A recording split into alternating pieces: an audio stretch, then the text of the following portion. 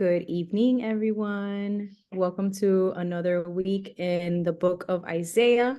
We will hopefully be covering chapters 33 through 37 tonight. A lot to cover, so we're just gonna jump right into it. And Liz, you can go ahead and start.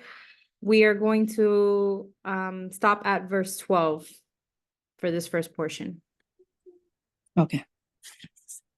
Woe to him who is coming to spoil thee, and shall they not spoil thee? And woe to him that is coming to plunder, and shall they not plunder thee? When thou shalt come to spoil, they shall spoil thee. And when thou shalt be weary of plundering, they shall plunder thee. Adon, be merciful unto us. We have hoped for thy word.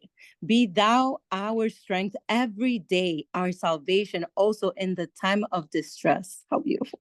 At the voice of a tumultuous noise, the people are afraid. On account of the multitude of mighty actions, kingdoms are scattered.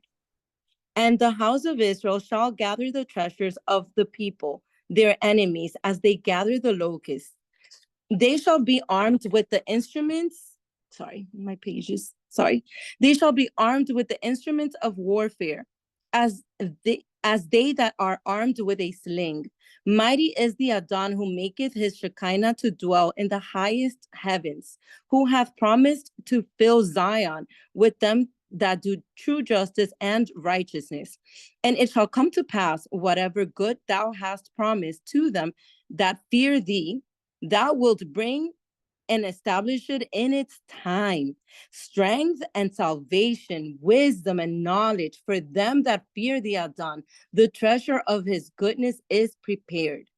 When thou shalt reveal thyself to them, the messengers of the nations shall cry bitterly in the street. Those who had gone forth to proclaim peace shall return to weep in the bitterness of soul. The highways lie desolate. The wayfaring man ceaseth, because they have forgotten the covenant. They shall be removed far from their cities. They have not considered the sons of man. Evil shall come upon them. The land mourneth, it is laid desolate. Lebanon is withered, it shakes off its leaves. Sharon has become like a desert. Bashan is laid desolate, and Carmel. Now I will reveal myself, said the Adon. Now will I lift myself up on high. Now will I be exalted. Ye people have purposed for yourselves purposes of iniquity. Ye have worked for yourselves evil works. Because your works are evil, my word shall consume you as a whirlwind consumes chaff. And the people shall be as the burning of fire, as thorns are cut up and burned in the fire. Ooh, some heavy stuff already. It's like this chapter, I feel like it's like an up and down, because we're going back and forth between the result of iniquity and the result of steadfastness or obedience. And just beginning from the very first verse, we see how the Most High is referencing how actions bear their own seeds of retribution, which ties into a precept in Galatians, chapter 6, verses 7 through 9.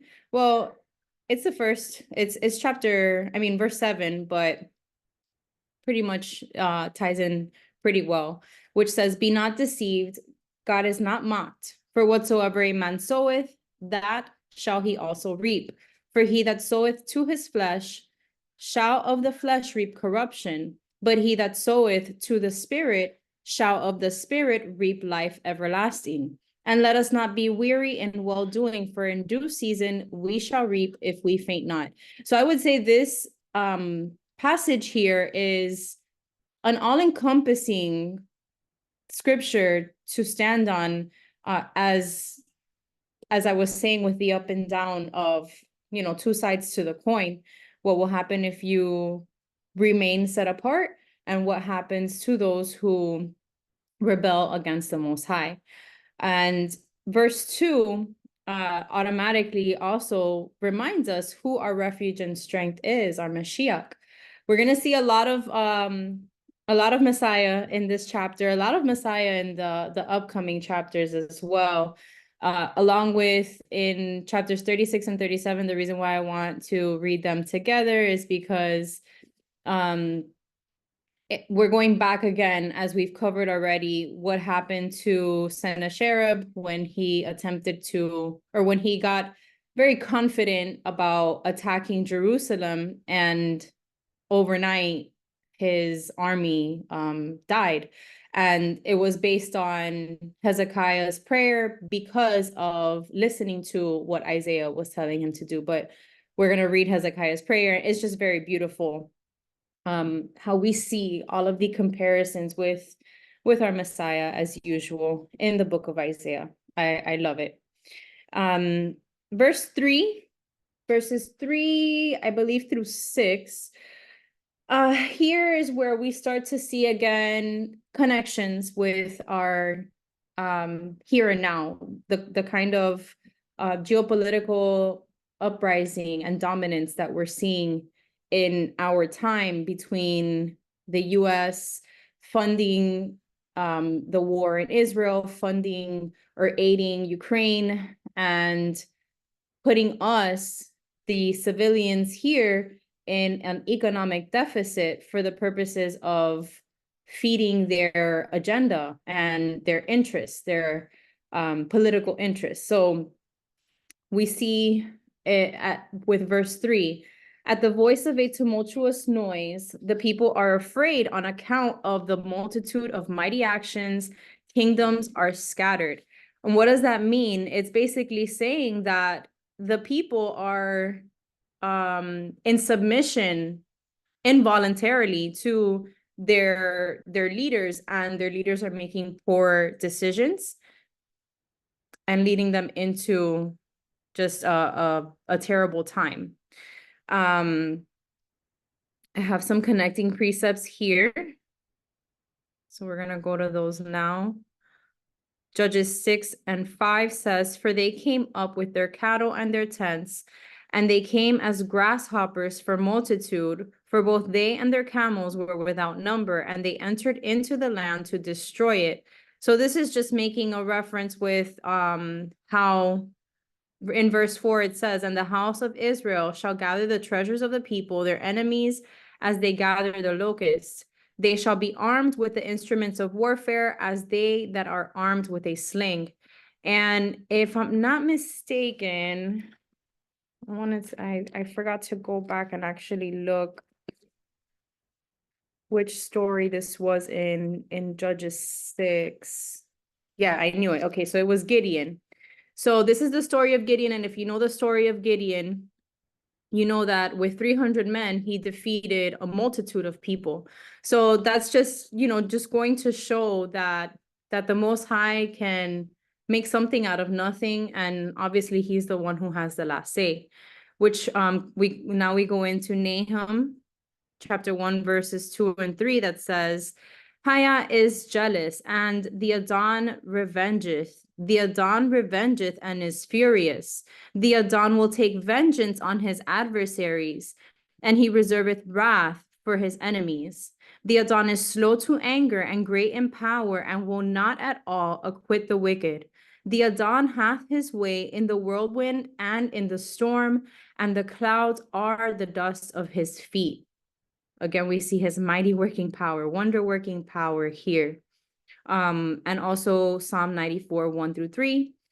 O Adon, our Haya, to whom vengeance belongeth. O Haya, to whom vengeance belongeth. Show thyself, lift up thyself, thou judge of the earth. Render a reward to the proud. Adon, how long shall the wicked triumph? So again, with the back and forth in the book of Isaiah, or in this chapter, we also see that, as with many of the prophets and with the Psalms, there's various Psalms where King David asks the Most High, how long are you going to let our enemies have the victory? It's when he says, And I didn't include it, but as Liz was reading verse 6, where it says, "And it shall come to pass, whatever good thou hast promised to them that fear thee, thou will bring and establish it in its time." It reminded me of Ecclesiastes 3:11, which says, "He has made everything beautiful in its time. He has also set eternity in the human heart. Yet no one can fathom what Haya has done from beginning to end." And that just goes back, as usual, this is something that I always remind myself, is that we always look at a small fragment of the picture, while the Most High looks at the full picture. And being the Aleph and the Tav, being the beginning and the end, he ordains everything that is going to come to pass. So even with what's happening now, if you look at the top leaders in the US, and I think I may have mentioned this last week again, as well, but I'll mention it again. If you look at the top leaders in the US, I would say a greater portion of them, more than half of them even, have dual citizenship with Israel, with the, Israel as it's known today. Those who say they are Jews but are not. And even with that, the Most High warned us in his word that that multitude would exist. So the fact that it's tied into where we are today, it just goes to show you that his word is true, his word is real, and it's coming to pass. So from the third verse on, as I mentioned, from like 3 to 6, Isaiah gives insight into the consequences of misdirected power, as I mentioned, poor decision making on the leaders' parts, and the unethical alliances as well. So again, I'll repeat it again, that the US funding Israel, the US funding Ukraine, Ukraine really being a site of laundering. If you really think about, if you think deeply enough into the situation, I believe that money is just basically being filtered like a conveyor belt, so to speak. But who am I to say? I don't know. But either way, it seriously raises questions to any believer, anyone who has truly read the word, knows that these kinds of alliances were created by wicked people in the Bible. If you think about Israel, the northern kingdom, how they would make their alliances, it was based off of interest, personal interest, nothing having to do with serving the Most High, keeping his commandments, and honoring him in their ways. So we see over and over again the ongoing theme of corruption. A nation supporting such things, placing strategic interests over ethical considerations, eventually brings about judgment to themselves, which is where we are today, or where we're heading, basically speaking. Verse 5, "Mighty is the Adon who maketh his Shekinah to dwell in the highest heavens, who hath promised to fill Zion with them that do true justice and righteousness." This is a beautiful promise in the midst of all of the destruction that is being proclaimed. But it is a promise as well that the Adon is going to rise, and he is going to judge in righteousness. He's going to look for the righteous ones, those who endure until the end. And let me see if there's anything else I wanted to say about that, about this portion. I think I have one more connecting precept, and that's with verse 10. We have John 12:32 that says, "And I, if I be lifted up from the earth, will draw all men unto me." And we see, well, I can read it from here. "Now will I arise, saith the Adon. Now will I be exalted. Now will I lift up myself." And just to add again, Now I will reveal myself, saith the Adon. Now will I lift myself up on high. Now will I be exalted. So obviously we know that this is the Messiah speaking, as he was in the book of John as well. So with that being said, we can continue. Liz, you can read the rest of the chapter. Okay. Hear ye righteous that keep the law from of old, what I have done. And know ye, ye sinners, that have returned to my law, that my strength is nigh. The sinners in Zion are afraid. Terror hath seized the wicked, who when they were committing theft in their way said, who of us shall dwell in Zion, in which the brightness of his Shekinah is like devouring fire? Who of us shall sojourn in Jerusalem, where the wicked shall be judged, to be delivered into hell, into everlasting burning?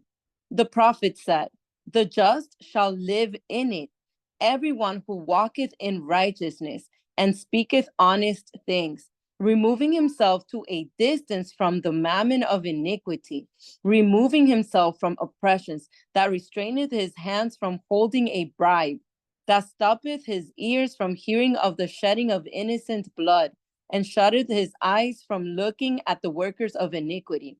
The house of his inhabitation shall be in a high and exalted place. In the house of the sanctuary shall his soul be satisfied. His food shall be sufficient. His waters shall continue, like a fountain of water, whose waters fail not. Thine eyes shall see the Shekinah of the King of the world in his beauty. Thou shalt behold and see those that descend down to hell. Thy heart shall meditate great things. Where are the scribes? Where are the rulers? Where are the mathematicians? Let them come, if they are able to count the number of the slain of the chief of the camp of the mighty. Thou shalt not be able to see the government of a mighty people, whose language is so unintelligible that thou canst not understand it, whose tongue stammereth, because there is no understanding in them. Zion, thou shalt see their fall, city of our festivals. Thine eyes shall see the consolation of Jerusalem in her prosperity and security, like a tabernacle that is not taken down, and whose pegs are not drawn out forever, and whose cords shall not be broken. Yeah, surely from thence the power of the Most High shall be revealed, to do good unto us from the place whence overflowing rivers of broad span shall flow. Through which shall not pass the fisherman's boat, nor the large pinnace go through it. For the Most High is our judge, who by his power brought us out of Egypt. The Adon, who is our teacher, who gave us the doctrine of the law from Sinai, Mashiach. The Adon is our king. He will redeem us and execute for us vengeance of judgment on the host of Gog. At the time, the people shall be bereft of their strength, and shall be like a ship whose ropes are broken. Neither shall there be strength in their mast, which is cut down, so that it is not possible to spread a sail upon it. Then shall the house of Israel divide the treasures of the people, the abundance of spoil, and pray. And although the blind and the lame are left among them, they also shall divide the abundance of spoil and pray. Henceforth, they shall not say to the people which dwell around about them, I shall return to the Shekinah. From you is come upon us the evil plague. The people, the house of Israel, shall be gathered together, and they shall return to their land, their sins being forgiven. Amen. Amen. This whole second half is so beautiful because obviously we're seeing all the signs of Messiah and New Jerusalem and the promise. So I have a few scriptural connections here. In verse 15, I noticed here that it actually did speak of the blood crying out or hearing the shedding of innocent blood. In the canon, I believe it just speaks of plots of murder. In the NIV, I didn't look at the KJV. Let me see. Okay, so the KJV says that stoppeth his ears from hearing of blood. I do like the way that the Targum renders it. From hearing the shedding of innocent blood. But anyway, so that was just one thing that I noticed there, but just a reminder again that the blood speaks, and it started, of course, with the death of Abel. And connecting also with that precept as a whole. So again, it says, he that walketh righteously and speaketh uprightly, he that despiseth the gain of oppressions, that shaketh his hands from holding of bribes, that stoppeth his ears from hearing of blood, and shutteth his eyes from seeing evil.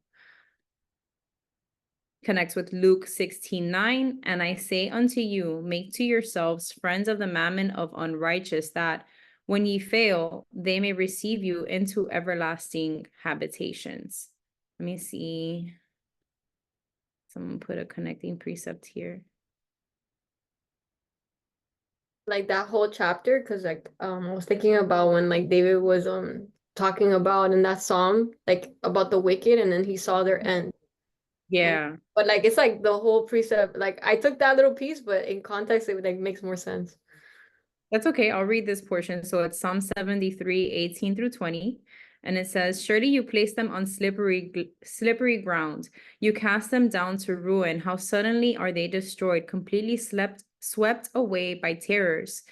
They are like a dream when one awakes. When you arise at dawn, you will despise them as fantasies. Oh no, this ties in beautifully. Beautifully. Thank you for sharing.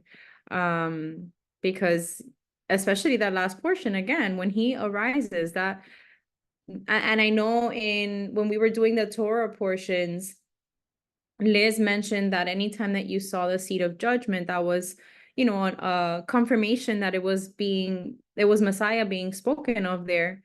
And that always stays in the back of my mind whenever I see it. But now that I'm also seeing this about him arising, it's also kind of ties into that in the sense of when he arises, when he returns to judge, and then obviously he'll be sitting in the seat of judgment. So great connections there. Thank you.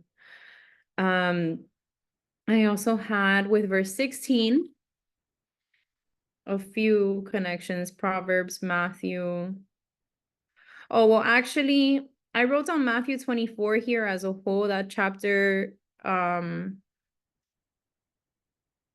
I didn't write exactly why, but let me just double check. Oh, of course, because it's the destruction of the temple and the signs of the end time. So, the entire chapter of Matthew 24 just ties in very well with this second half portion of this chapter.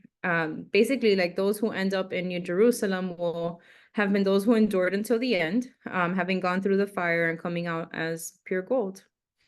So again, with verse 16 that says, they are the ones who will dwell on the heights, whose refuge will be the mountain fortress. Their bread will be supplied and water will not fail them. I wanted to go back to what I spoke to last week about Melech, about the word Melech, which is king. And it is mem, lamed, and chaf or kaf, which again, mem is water.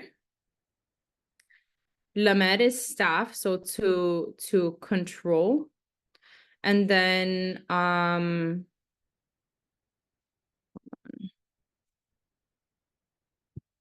it was the one with, oh, sorry, kaf, palm of hand or to open. So obviously the mem being the water that we're speaking of in verse 16, the living water, which is our Messiah, the staff, which is control, judgment, leadership, are our king leading us, and the open hand reflecting a king who provides stability and justice with an open hand, leading his people with equity and with righteousness. So again, that's just a reminder that we have the King of Kings with us, and staying in the vine, remaining in the vine, is what is going to allow us to endure until the end as well, abiding in him and for him to abide in us.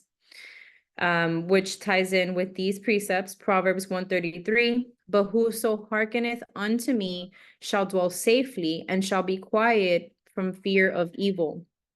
John 1:14, and the word was made flesh and dwelt among us, and we beheld his glory, the glory as of the only begotten of the Father, full of grace and truth. And then 1 Corinthians, well, actually, I think that one is with, yeah, this one is with verse 18. So verse 18, that says, thine heart shall meditate terror. Where is the scribe? Where is the receiver? Where is he that counted the towers? And I think it was written differently in the Targum. Where are the scribes? Where are the rulers? Where are the mathematicians? So these, I would say, it reminded me of Nebuchadnezzar's wise men, the necromancers. It's kind of like a reference to that. Like, where are your magicians now? Where are they to defend you or to speak of what's going on? So 1 Corinthians 1:20 says, where is the wise? Where is the scribe? Where is the disputer of this world? Hath not Haya made foolish the wisdom of this world? And then finally well, not finally, because I have like 5 precepts connecting here in the end of the chapter, with verses 22 through 24. So for the Most High is our judge, the Most High is our lawgiver, the Most High is our king. He will save us. Thy tacklings are loosed. They could not well strengthen their mast. They could not spread the sail. Then is the prey of a great spoil divided. The lame take the prey, and the inhabitant shall not say, I am sick. The people that dwell therein shall be forgiven their iniquity. And again, the Targum gives much more detail here. Especially, I saw Gog is mentioned here as well. But we see how there's a portion even for the blind and the lame left among them.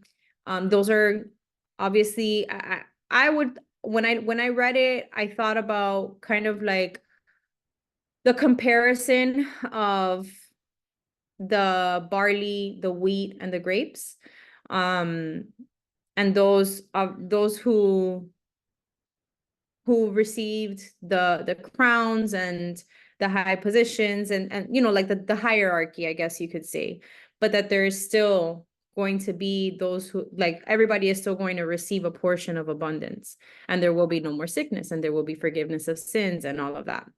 So we're going to read some connecting precepts. James 4:12 says, there is one lawgiver who is able to save and to destroy. Who art thou that judgest another? And then Psalm 89:18, for the Adon is our defense. The Holy One of Israel is our king.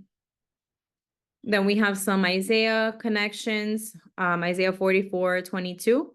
I have blotted out as a thick cloud thy transgressions, and as a cloud thy sins. Return unto me, for I have redeemed thee. And Jeremiah 50:20.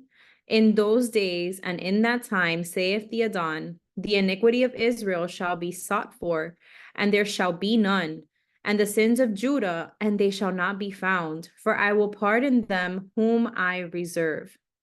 And lastly, from the canon, I have one Enoch precept to read as well. We have Revelation 21:4, and this is like, I feel like we read this one every week, but it ties in every single time. And Haya shall wipe away all tears from their eyes, and there shall be no more death, neither sorrow nor crying, neither shall there be any more pain, for the former things are passed away. And we have Enoch, chapter 6. I'm just gonna read E through G of chapter 6 that says, and there shall be forgiveness of sins and every mercy and peace and forbearance. There shall be salvation unto them, a goodly light. And we know, of course, that Enoch is a very apocalyptic book, so it ties in perfectly here as well. So I think that's it for chapter 33. Yes, and so now moving on to 34. Jessica, you're still able to read, right? Yes. Okay, so let's go ahead and read. No, it's 17 verses, so you can read the whole chapter. Okay. Come near, ye nations, to hear, and hearken, ye kingdoms. Let the earth hear, and the world's fullness, and all that dwell in her.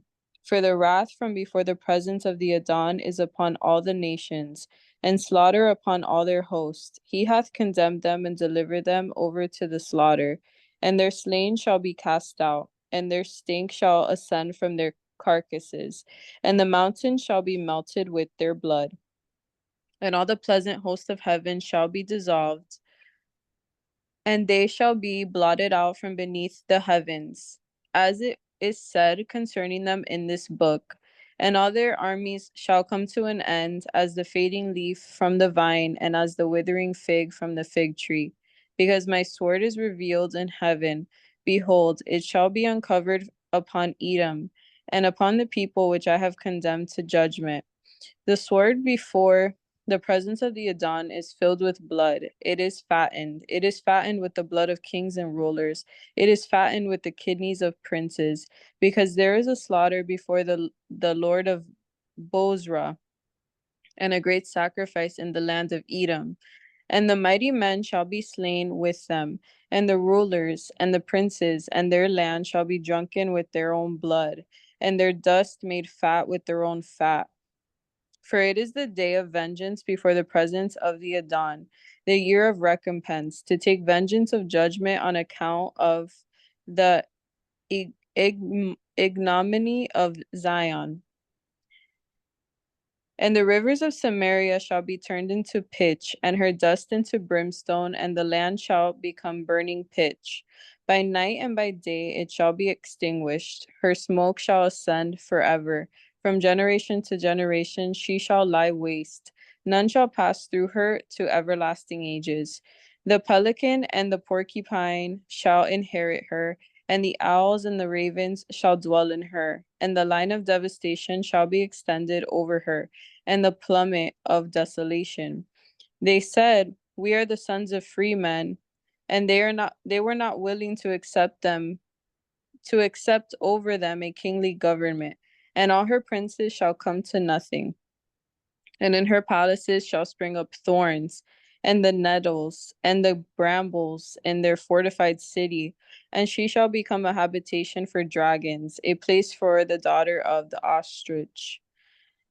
And there shall meet one another martens and wildcats, and demons each shall sport with its companion. Verily, dryads shall dwell there, and they shall find rest for themselves. And the hedgehog shall make its nest there, and shall breed there. Partridges shall chirp in the shady boughs. Surely the vultures shall be gathered thither, every one with her mate. Search ye out of the book of the Adon, and seek. No one of them shall fail. None shall tarry for her mate. For by his word they shall be gathered together, and by his pleasure they shall be brought together. And he by his word hath cast the lot for them, and by his will he hath divided it unto them by line. They shall possess it forever. From generation to generation they shall dwell therein. Amen. So a lot of animal symbolism here, which made me think about the animal apocalypse. I don't know if everyone here is familiar with the study of the animal apocalypse. Not every animal that's mentioned here is listed in that study, but I don't know. I found it to possibly represent multitude of nations and what the end result will be for each and every one of them. But the more significant portion here is that everyone would be gathered, you know, as it's said in the word that all the nations would be gathered from all the corners of the earth. And yeah, yes, Yasmin said, reminds me how Messiah is going to come in the clouds to gather the elect. Exactly. So I feel like that's exactly what this portion is speaking of here. It's also reference to Mystery Babylon in the sense that Mystery Babylon is a nation and also a corporation that is partnered with the IMF, so the International Monetary Fund, with Wall Street, with just everything. Yes, I thought about the Peter's vision as well, Liz. Liz said like the unclean ones in the book of Acts. Yes, I thought about that as well. So yes, if you think about the International Monetary Fund, which is part of, but which most countries are a part of, there's account ledgering and the production of monopoly money, like just like the debt increasing, printing of dollars, even though there's no money to print, true money. So that's what the beast or the horse, the whore is our current financial system post 1933, when the monetary exchange or the FDIC changed or came into play. Indebting the nations with wars. You know, we see that a lot of times, if again, looking deeper into the whole picture, every war is intertwined with banking systems. It's all about money. It's all about imposing different things that will bring the society as a whole into submission through recession, through debt. Exactly. Yes, to cause a recession. So it's from, I can't even say from how long ago, it's always been the end goal to have the one world order. So all of these things, all of these happenings, everything that has taken place, it just shows us history repeating itself and unfolding. I want to see if there's anything else from my notes that I wanted to share, because I wrote a lot here, but I don't want to go into so much focus on that. But let's go into the connecting precepts. I'm sorry, my oldest came to ask me something. Yeah. So I got a little distracted. Yeah. So chapter 34, and let me go to the next one over here. Okay, so with verse 1, we have 1 Corinthians 10:26. So verse 1 says, "Come near, ye nations, to hear, and hearken, ye people. Let the earth hear, and all that is therein, the world and all things that come forth of it." 1 Corinthians 10:26 says, "For the earth is the Adon's, and the fullness thereof." Again, we see the ongoing theme that everything belongs to him. And much like in the book of Job, he allows things to happen. He is the one who gives the permission, essentially, for the enemy to move and do what he does. When we move on in the precepts here, verse 3. So in verse 3, it says, their slain also shall be cast out, and their stink shall come up out of the carcasses, and the mountains shall be melted with their blood. Joel 2:20 says, but I will remove far off from you the northern army, and will drive him into a land barren and desolate, with his face toward the east sea, and his hinder part toward the utmost sea, and his stink shall come up, and his ill savor shall come up, because he hath done great things. And again, if we remember, the northern army is the Assyrians, the the attacking army that will come, that was being prophesied to come in that time, and it's the northern attack spoken of to come in our time as well. We also have Ezekiel 32:7-8. And when I shall put thee out, I will cover the heaven and make the stars thereof dark. I will cover the sun with a cloud, and the moon shall not give her light. All the bright lights of heaven will I make dark over thee, and set darkness upon thy land, saith the Most High. And that's connecting here with verse 4. And all the hosts of heaven shall be dissolved, and the heavens shall be rolled together as a scroll, and all their hosts shall fall down, as the leaf falleth off from the vine, and as a falling fig from the fig tree. I've been meditating a lot on the fig tree. I don't know why I feel to like just study and see the connections with it, because there's so much mention of it.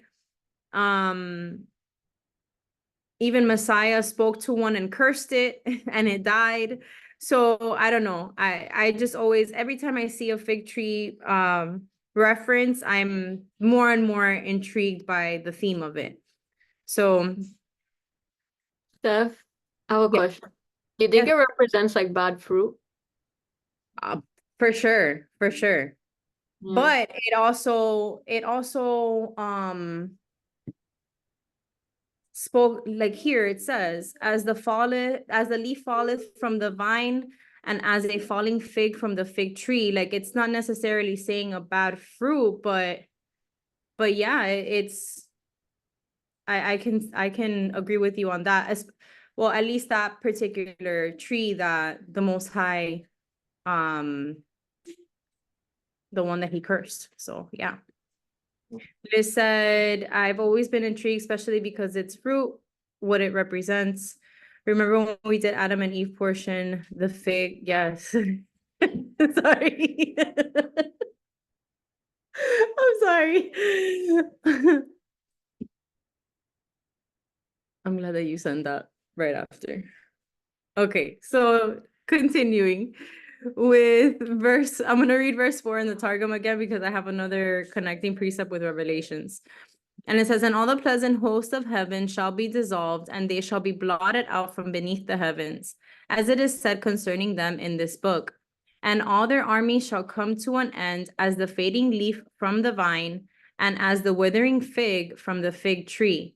So again, we see here, the difference here is a withering fig. So I guess basically speaking, that when a fig withers is when it falls off of the tree. So that's pretty interesting too. I mean, we know that when fruits are ripe, when they get to a certain stage of ripeness, they fall off of the trees that they grew on. So interesting that when a fig withers is when it falls. So I have Revelation 6:13-14 that says, and the stars of heaven fell unto the earth, even as a fig tree casteth her untimely figs, when she is shaken of a mighty wind. And the heaven departed as a scroll when it is rolled together, and every mountain and island were moved out of their places. So I guess figs are like raisins, right? Like that they get wrinkly, and that's when they're ready to be eaten. So they're harder. Okay. Kind of like, that reminds me of dates too, right? Kind of the same. They're very similar, but dates are like softer. These are like hard, but Okay.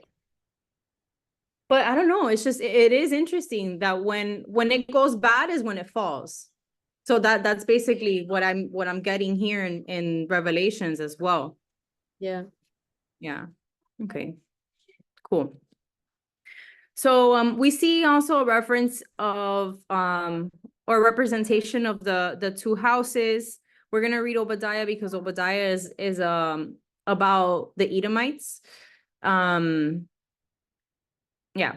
Obadiah 1:18-21 says, and the house of Jacob shall be a fire, and the house of Joseph a flame, and the house of Esau for stubble, and they shall kindle in them and devour them, and there shall not be any remaining of the house of Esau, for the Most High hath spoken.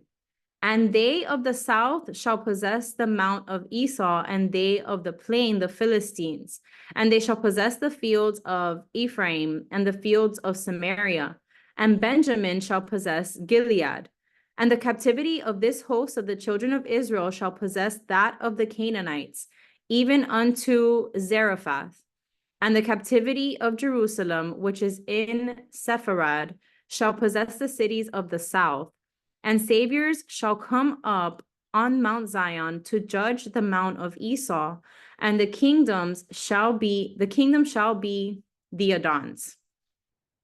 So we see obviously the two houses, the scattered house, which is Joseph, right? Or Ephraim, Israel. Jacob is going to be a fire, but I believe it's a reference to both the north and the southern kingdom. Esau will be a stubble, so those who are cut off in the last days, or the unrepentant, uncalled man of the world, because we know that there are people who unfortunately will not come to the knowledge of the truth, or will reject it over and over. And this kind of ties in again. This is all connected to verse 5. And I have, for my sword shall be bathed in heaven, behold, it shall come down upon Idumea and upon the people of my curse to judgment. I didn't hear so Idumea, Edom. So yes, verse 5 ties in with Malachi 1:4, and we also have Jeremiah 46:10, which says, whereas Edom saith, we are impoverished, but we will return and build the desolate places.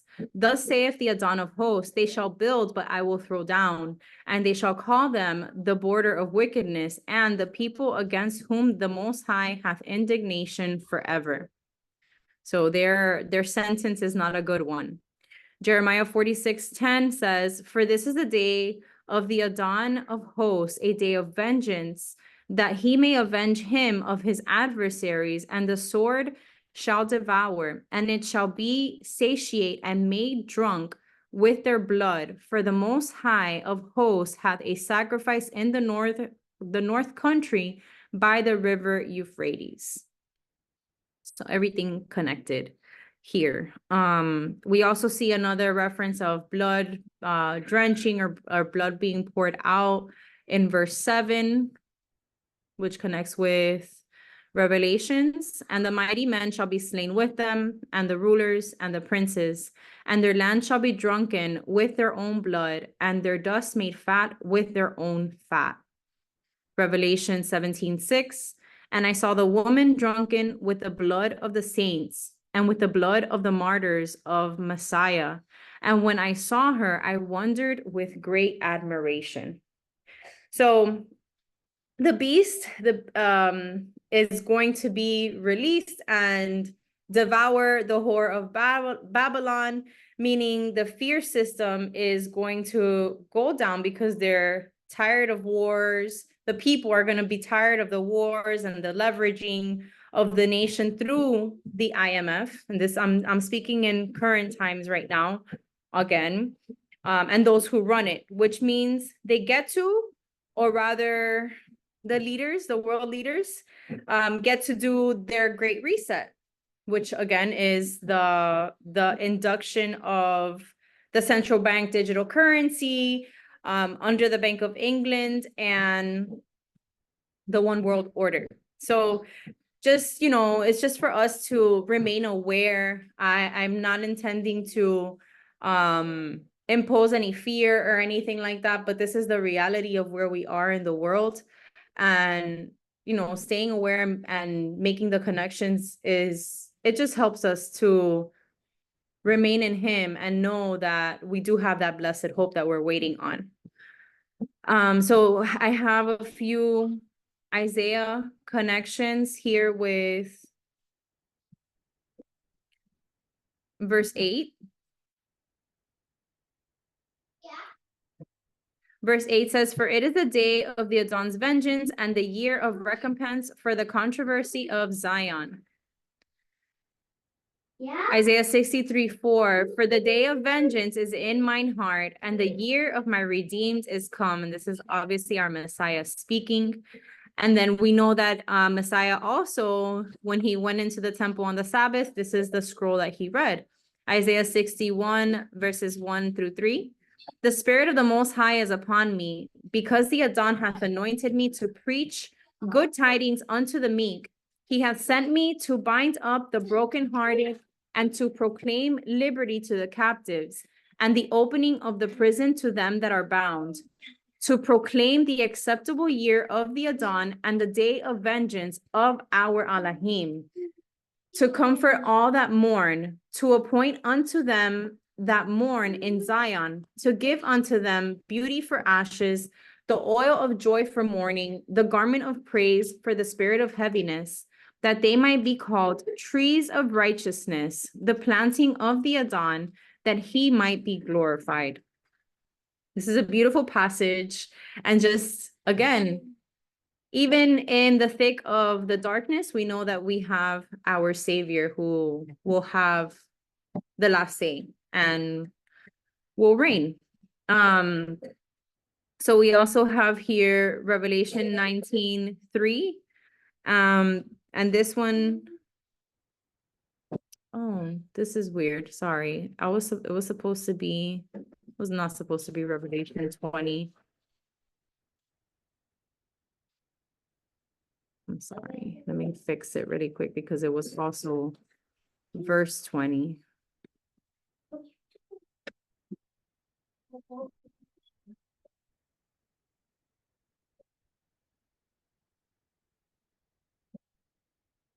Let me see if it'll work with this.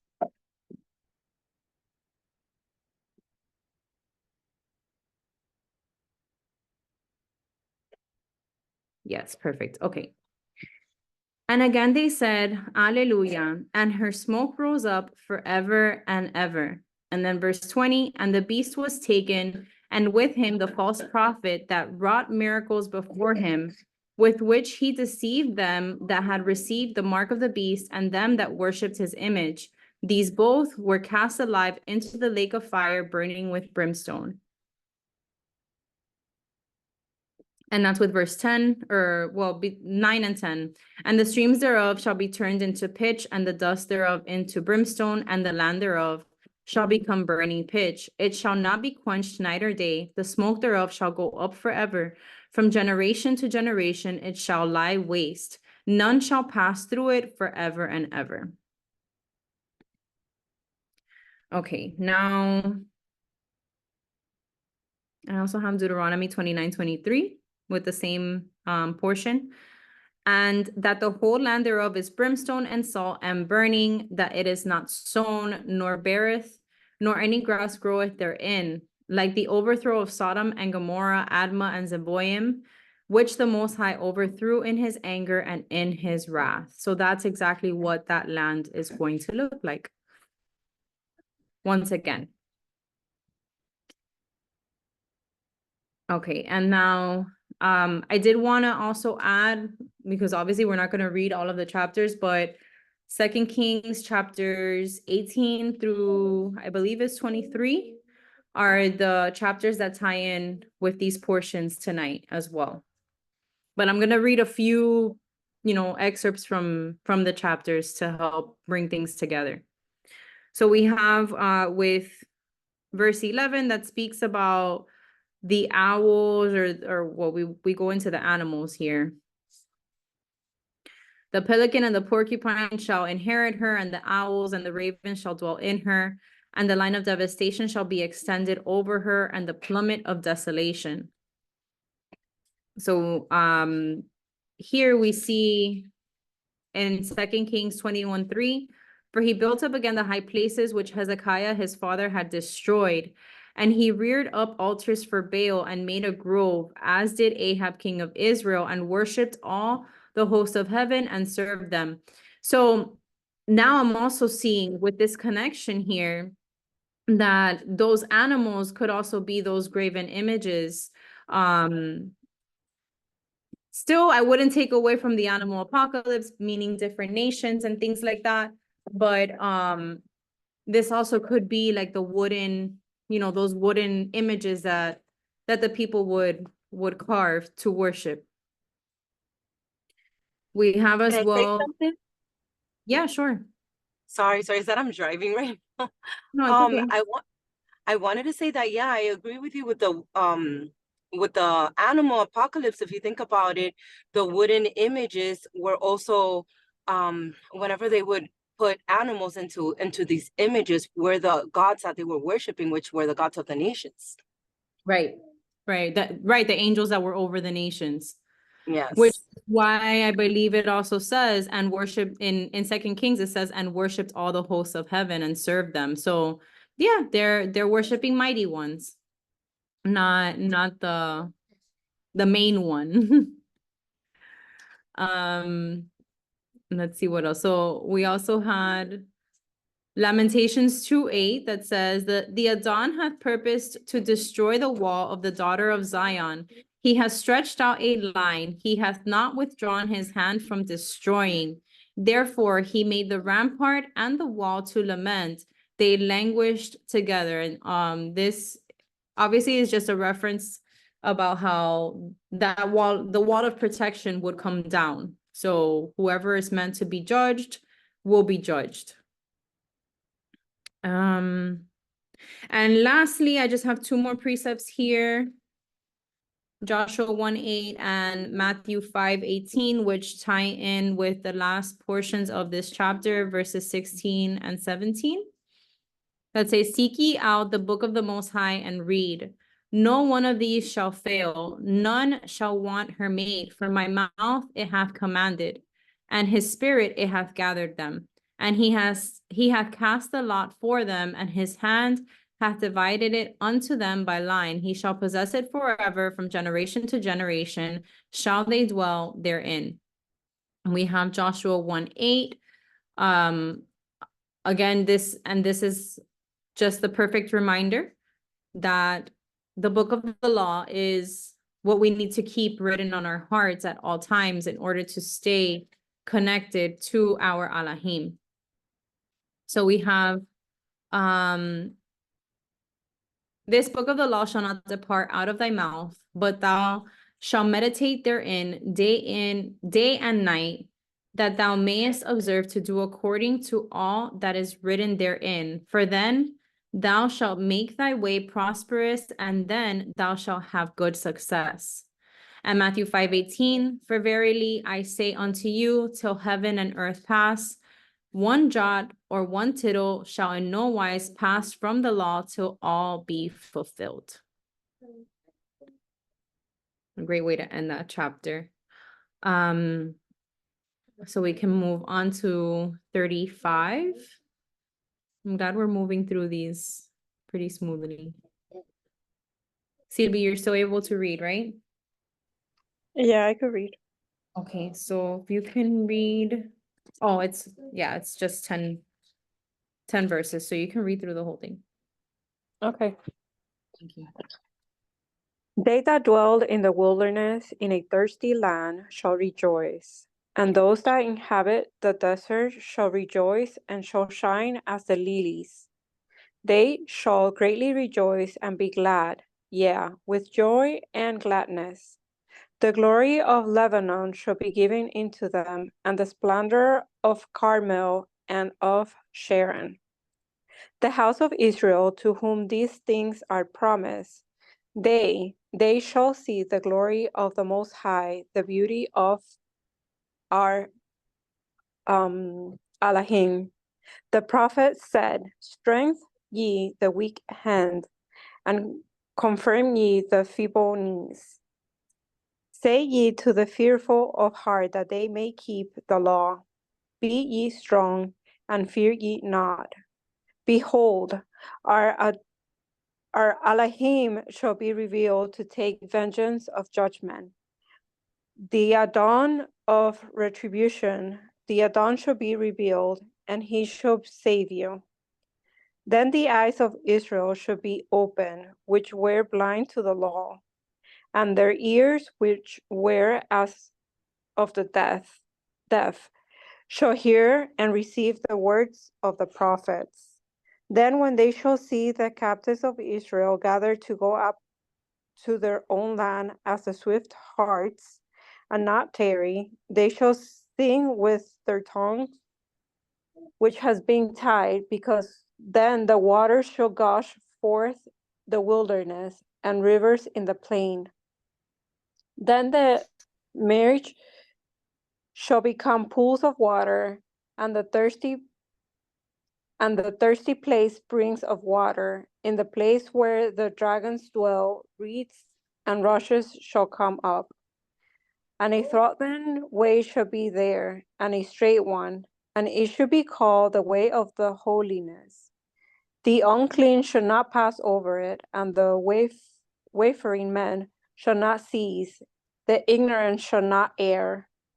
There should not be there a king doing evil, and an oppressive governor shall not pass over it. Yeah, they should not be found there, but the redeemed shall walk there. And the redeemed of the Most High shall return, because they shall be gathered from the midst of their captivity. And they shall come to Zion with a song, and they shall have everlasting joy, which should not cease, and a cloud of glory shall overshadow their heads. Joy and gladness should be found, and sorrow and singing shall cease from them, namely from the house of Israel. Amen. Thank you. This is such a beautiful chapter with our Messiah all up in it, and also references once again to the millennial kingdom, to New Jerusalem, just to us dwelling with him. Verse 3 I really love, and verse 5 here in the Targum is amazing. So here we see again our Heavenly Father, our Messiah, admonishing us that we stay strong, that we strengthen our feeble hands, or wobbly hands, wobbly knees.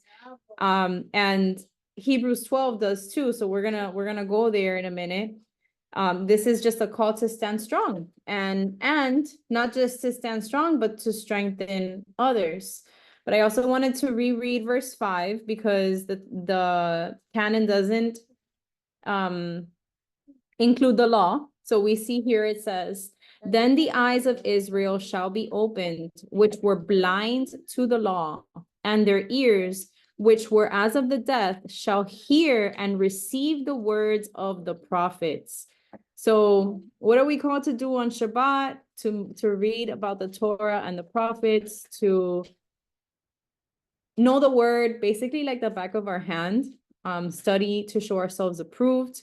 So we see a confirmation here that in the last days, because this is speaking of the last days, many eyes and ears are going to be opened. So that's a beautiful promise. I have a lot of Matthew and John and Acts, a lot of New Testament to tie in our Messiah and everything that is written in this chapter. Later. I'll do it later. Okay, I'll do it later. All right, so starting with Hebrews 12:12. As I mentioned, the the feeble knees, it says, wherefore lift up the hands which hang down and the feeble knees, strengthen yourself. I also saw with, let me come on, 235.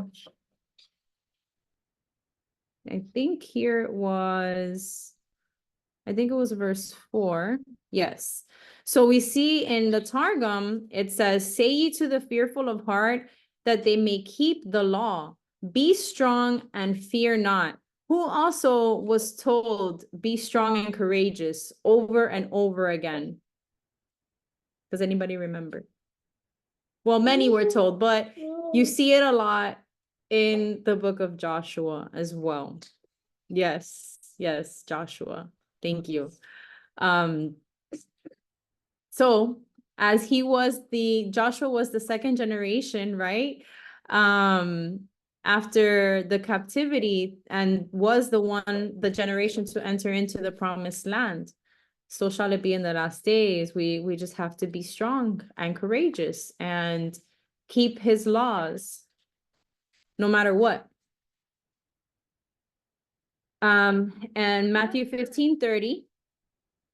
So now I'm gonna read through the precepts that I have, because I don't want to like take time moving back and forth, but basically all of the precepts I'm going to read all the way through to 1 Peter 1:15. Yeah, 1:15 are from verse 4 through the end of the chapter.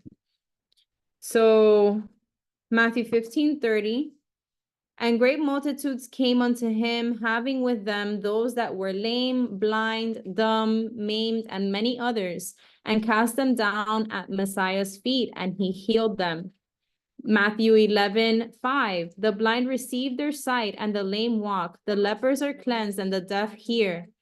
The dead are raised up, and the poor have the gospel preached to them.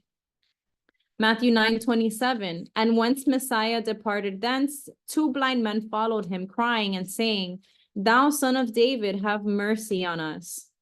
Matthew 11:15, he that hath ears to hear, let him hear. And I don't know if you guys can tell, but this is all verse 4 and verse 5, the eyes of the blind being opened. Obviously, these were miracles that the Messiah himself was causing to take place during his time. But we see that those miracles, even if it's not something physical, like I can take off my glasses and I have a miracle, I'm able to see without them. No, that hasn't happened. But the spiritual veil was removed, or the spiritual blindness was removed, and now my eyes are open to his law, to his perfect Torah, and I'm walking it out. So that's a miracle in and of itself that the heavens rejoice over. So we can see it in that sense as well, in that light. John 9:6 says, when he had thus spoken, he spat on the ground and made clay of the spittle, and he anointed the eyes of the blind man with the clay. Once again, healing a blind man. John 5:8, Messiah saith unto him, rise, take up thy bed and walk. That's when he healed the paralyzed man. Matthew 12:22. Then was brought unto him one possessed with a devil, blind and dumb, and he healed him, insomuch that the blind and dumb both spake and saw.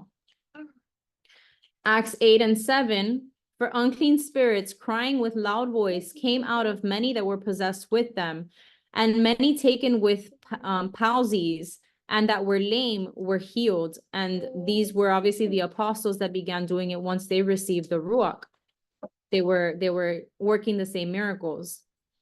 John 7:38, he that believeth on me, as the scripture hath said, out of his belly shall flow rivers of living water. And that one goes with verse 7 that says, the burning sand will become a pool, the thirsty ground bubbling springs. In the haunts where jackals once lay, grass and reeds and papyrus will grow. So rivers of living water flowing. Matthew 9:32. As they went out, behold, they brought to him a dumb man possessed with a devil. I should have included the rest of that one, but again, it was another deliverance that took place. And the last part in the Targum, I like how it's written as well. That I love this chapter in the Targums, to be honest. But we have the promise here of the peace that's going to take place. As I was speaking of earlier, the world leaders that are inciting violence and inciting insecurities and just fear into the people, into submission. That's going to be the opposite in his time when he returns. There shall not be there a king doing evil, or an oppressive governor shall not pass over it. Yeah, they shall not be found there, but the redeemed shall walk there.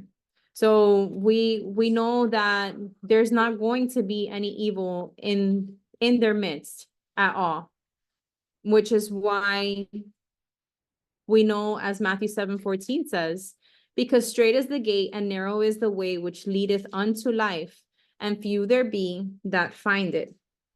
Verse 8, actually, I wanted to go back to, because in the canon it says, and the highway will be there, and it will be called the way of holiness. It will be for those who walk on that way. So again, Matthew 7:14. The unclean will not journey on it. Wicked fools will not go about on it. So even in the midst of him opening up eyes and ears, there's still going to be those who, once again, refuse to receive the truth, refuse to walk in Sadakar, in the righteousness that he calls us to walk in. Lastly, I have 1 Peter 1:15. But as he which hath called you is holy, so be ye holy in all manner of conversation.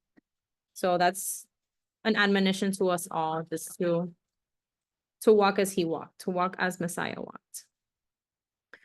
So that's it for chapter 35.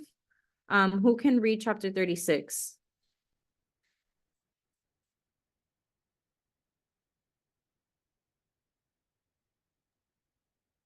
I can read. Okay, thank you so much, Anita. You can read through, let's see, I'm trying to make sure that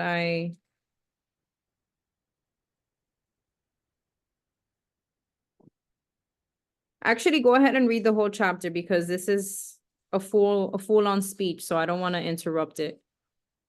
Okay. Thank you. Now it came to pass in the 14th year of King Hezekiah that Sennacherib, king of Assyria, came up against all the fenced cities of the house of Judah and took them. And the king of Assyria sent Rabshakeh from Lachish to Jerusalem unto King Hezekiah with a great army. And he stood by the conduit of the upper pool and the highway of the fields of the fullers. Then came forth unto him Eliakim, Hilkiah's son, who was appointed over the household, and Shebna the scribe, and Joah, Asaph's son, who was appointed over the records. And Rabshakeh said unto them, say ye now to Hezekiah, thus saith our great king, the king of Assyria, what confidence is this wherein thou trustest? I say, you speak but empty words. I make war with counsel and might. Now in whom dost thou trust? And thou hast rebelled against me.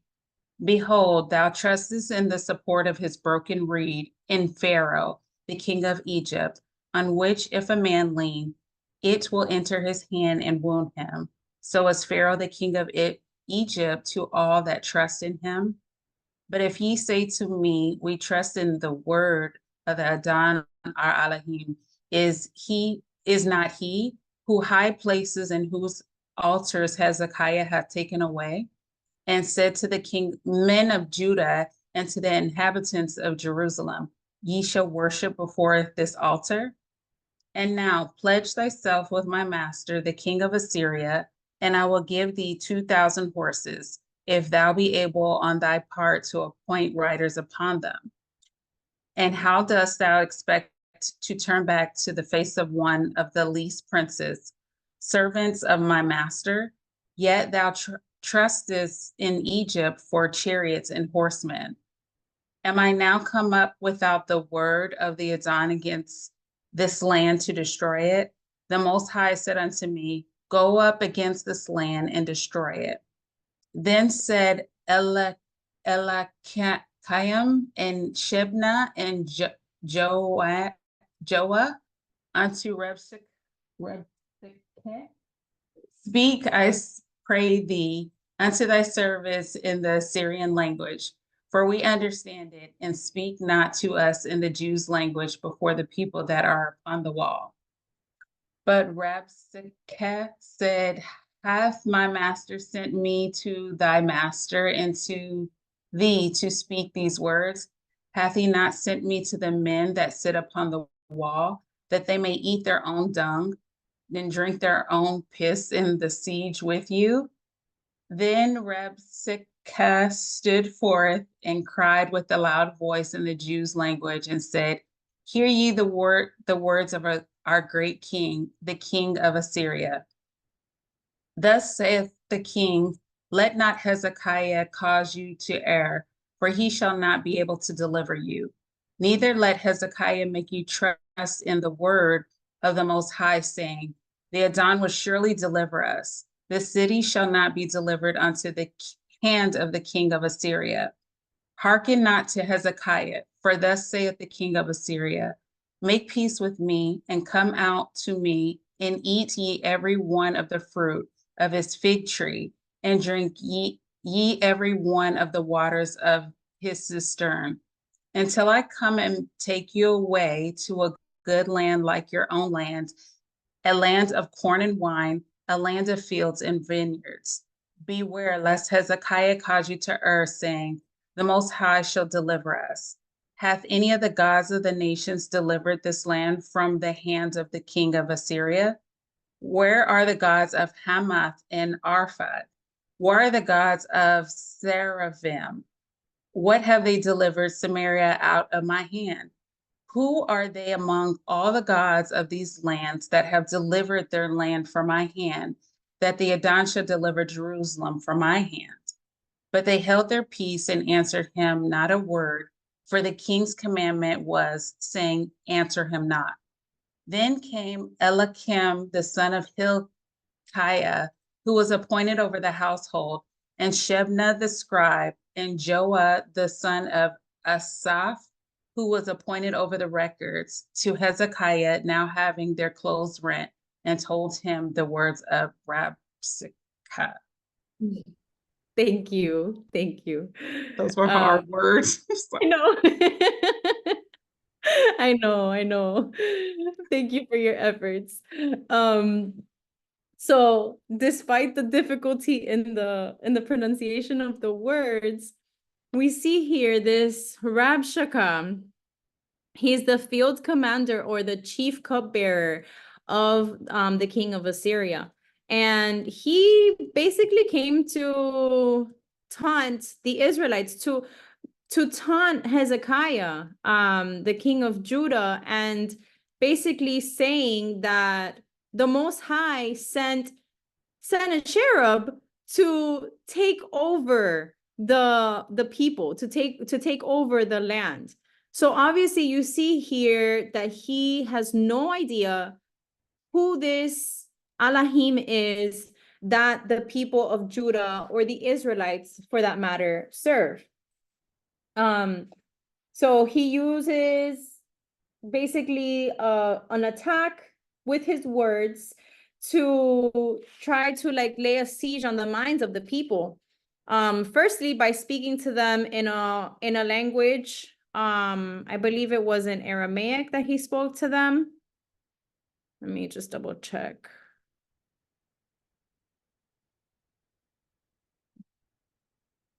I think Eliakim.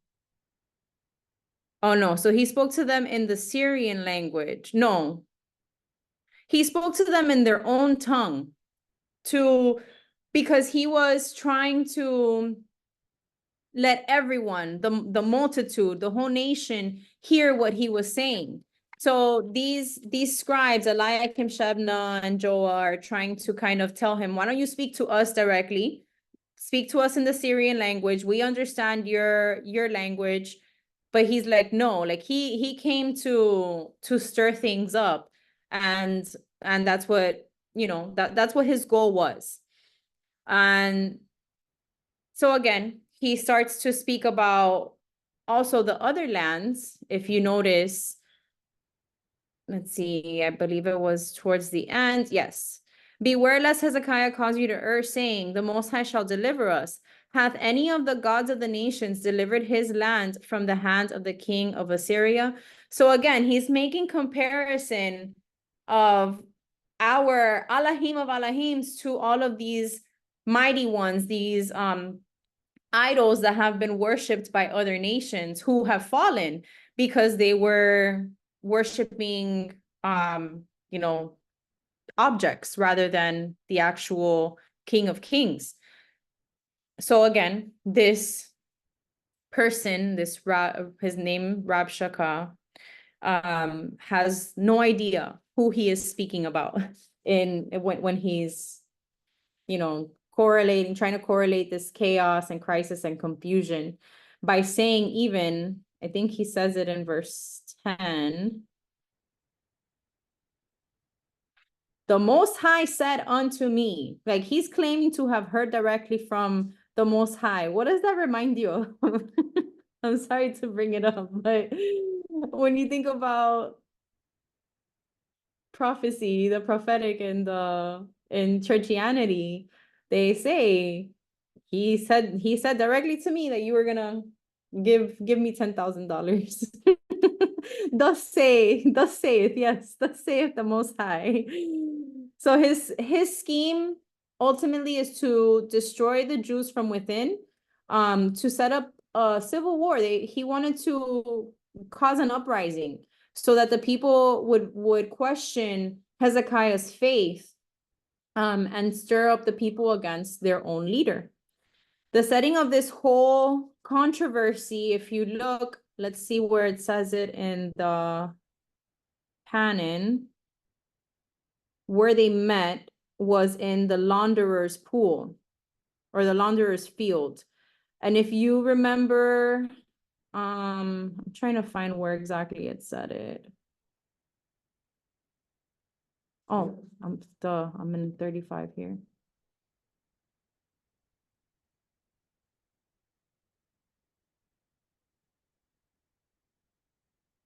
Okay, so here we see it says, the king of Assyria sent Rabshakeh from Lachish to Jerusalem unto King Hezekiah with a great army, and he stood by the conduit of the upper pool in the highway of the fuller's field. In my canon NIV, it does say the upper pool on the road to the launderer's field.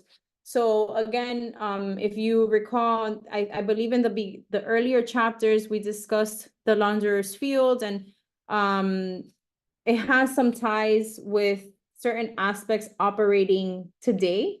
As I mentioned earlier, with Ukraine as being a conduit for financial schemes, you know, that are orchestrated by the Khazars.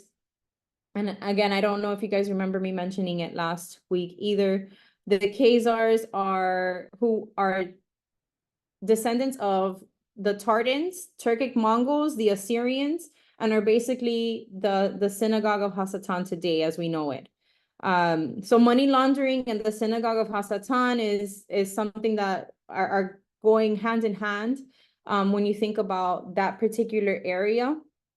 And the modern day cupbearers, as we would see them, and their influence of the financial mindset of people, a lot of people living in the poverty mindset, a lot of people with that current psychological warfare that we even saw during the pandemic, during the mandates, and even after, how there's still fear now, and any little sign of some kind of flu or whatever, people start wearing masks again, people start putting signs on their storefronts. I think I've seen it in the last, I would say maybe week or two, I've seen at least 2 or 3 different storefronts that have a sign on their door that says you can only enter with a mask. So it's just that psychological warfare continuing and being washed through the guise of protection. There's a lot of talk of support for Ukraine, even from individuals who don't even know where Ukraine is located. Like they probably can't even point it out on a map, yet they're there, you know, waving their flags in support. And it's entangled now with US Western like financial type of things, where the financial portion of everything, it controls it all. So we know that money controls the world. Money makes the world go round, basically. So in reading this, we see once again that this man was just trying to incite violence, and it all starts with the battlefield of the mind. So let's go into some connecting precepts here. I have this big portion from 2 Kings 18. You guys can write this down because it's 20 verses, so I'm not going to read through the whole thing just for the purpose of time. Although we're doing really good on time, I'm surprised. So 2 Kings 18:13 says, now in the 14th year of King Hezekiah did Sennacherib, king of Assyria, come up against all the fenced cities of Judah and took them. So basically they laid siege around the entire land. They didn't invade it, but they were surrounding it. And this is the same account as here in the book of Isaiah. So that's why I'm not going to read it. It's repetitive. It's the same information. I think I wanted just to point out, let's see. Oh, this reminded me of Messiah being tempted during the 40 days and 40 nights that after he had fasted 40 days and 40 nights, being tempted by the enemy. We see verse 32 that says, until I come and take you away to a land like your own land, a land of corn and wine, a land of bread and vineyards, a land of olive oil and of honey, that ye may live and not die, and hearken not unto Hezekiah when he persuadeth you, saying, the Most High will deliver us. Obviously, it's not word for word, but it just, I don't know, it helped me. I saw that and I was like, it sounds very similar.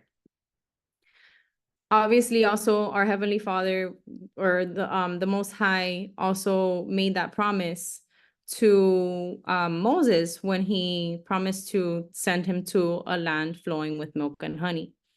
So we also have the same third witness in 2 Chronicles 32, 9 through 19. So you can write that down as well. And let's see. Then I have some other connections. Ezekiel 29, 6 and 7 says, and all the inhabitants of Egypt shall know that I am the Adon, because they have been a staff of reed to the house of Israel. When they took hold of thee by thy hand, thou didst break and rend all their shoulder. And when they leaned upon thee, thou breakest and madest all their loins to be at a stand. So this is, I saw this as a connection that although this Rabshakeh, I'm sorry, Anita, which one were you referring to? The Chronicles precepts? 2 Chronicles 32, verses 9 through 19. You're welcome. Okay, so the Ezekiel precept 29, verses 6 and 7, that connects with verse 6, which says, look, I know you are depending on Egypt, that splintered reed of a staff, which pierces the hand of anyone who leans on it. Such is Pharaoh, king of Egypt, to all who depend on him.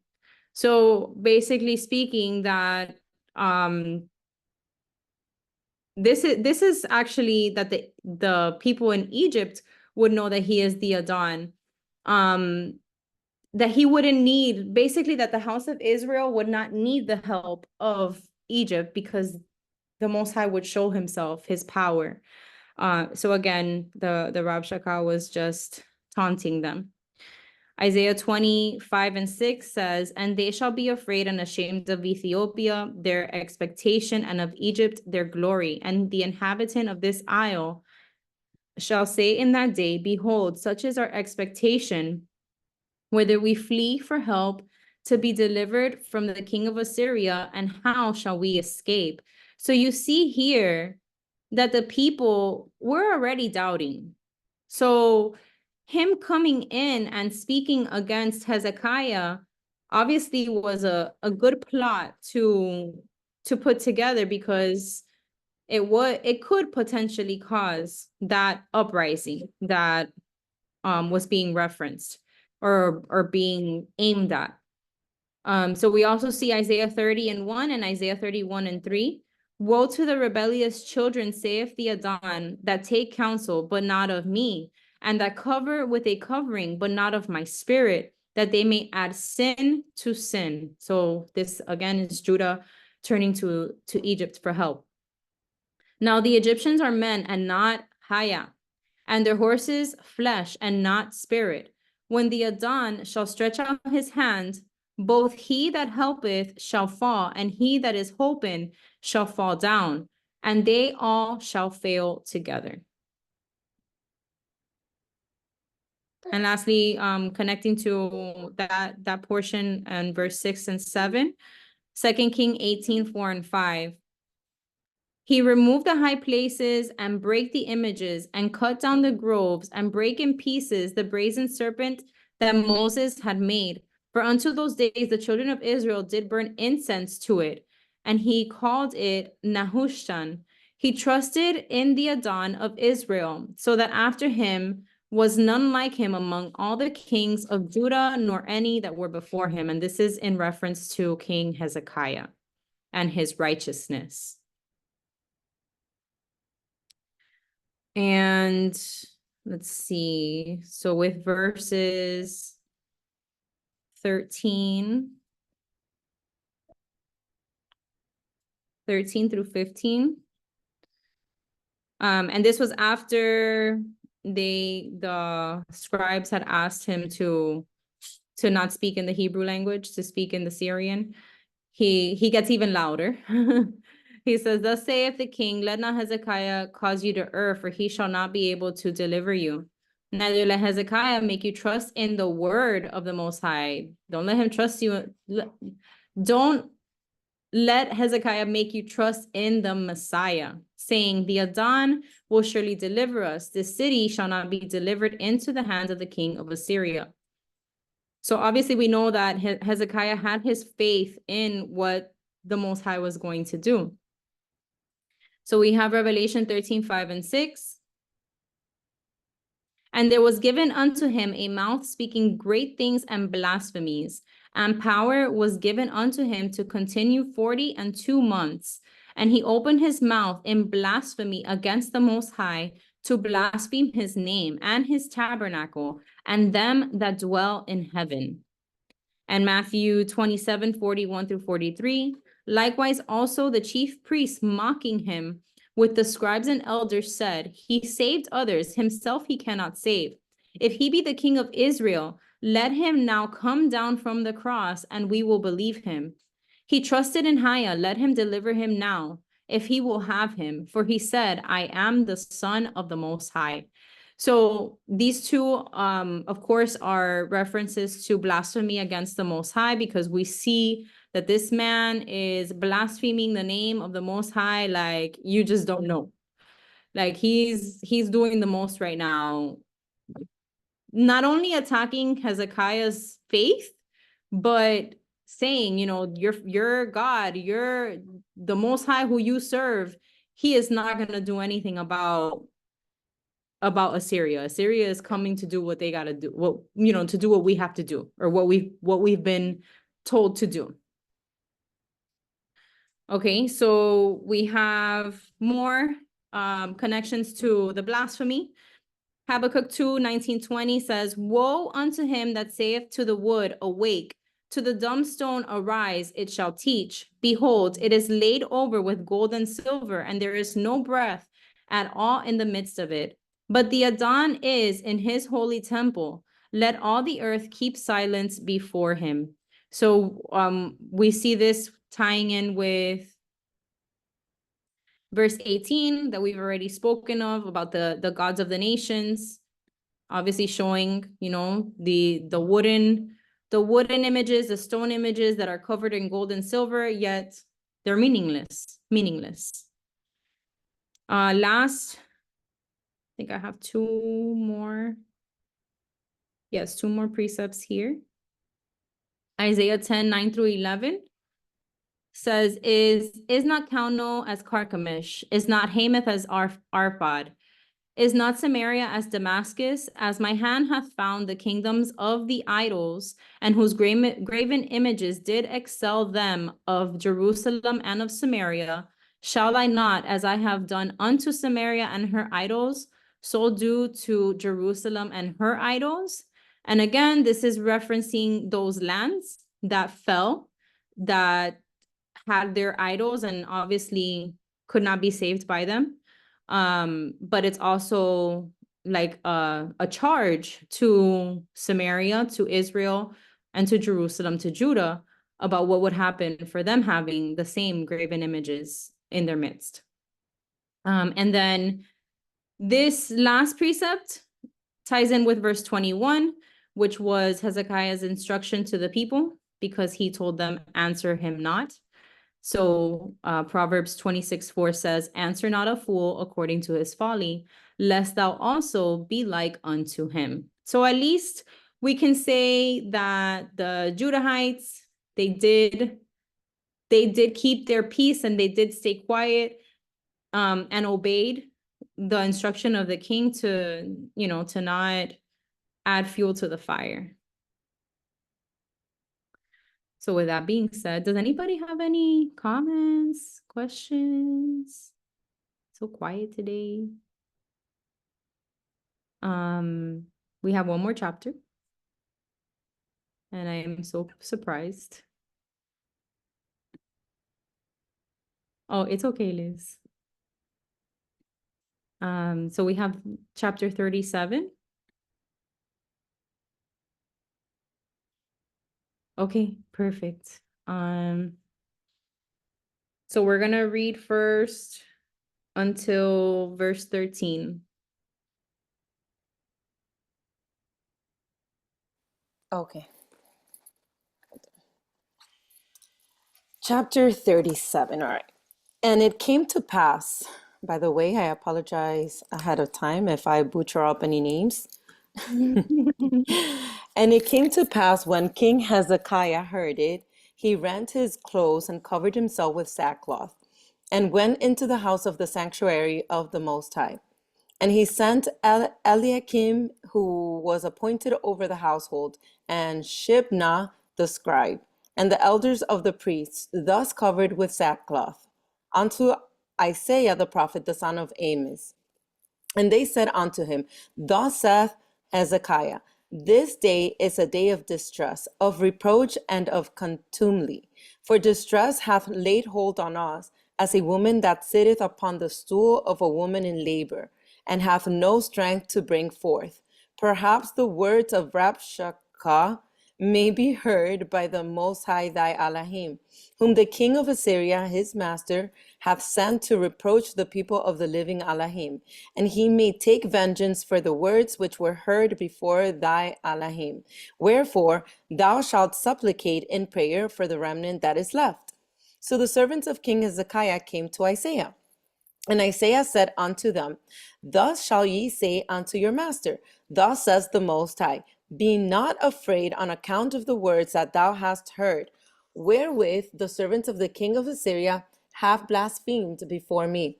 Behold, I will put a spirit within him, and he shall hear a rumor and return to his own land, and I will cause him to fall by the sword in his own land.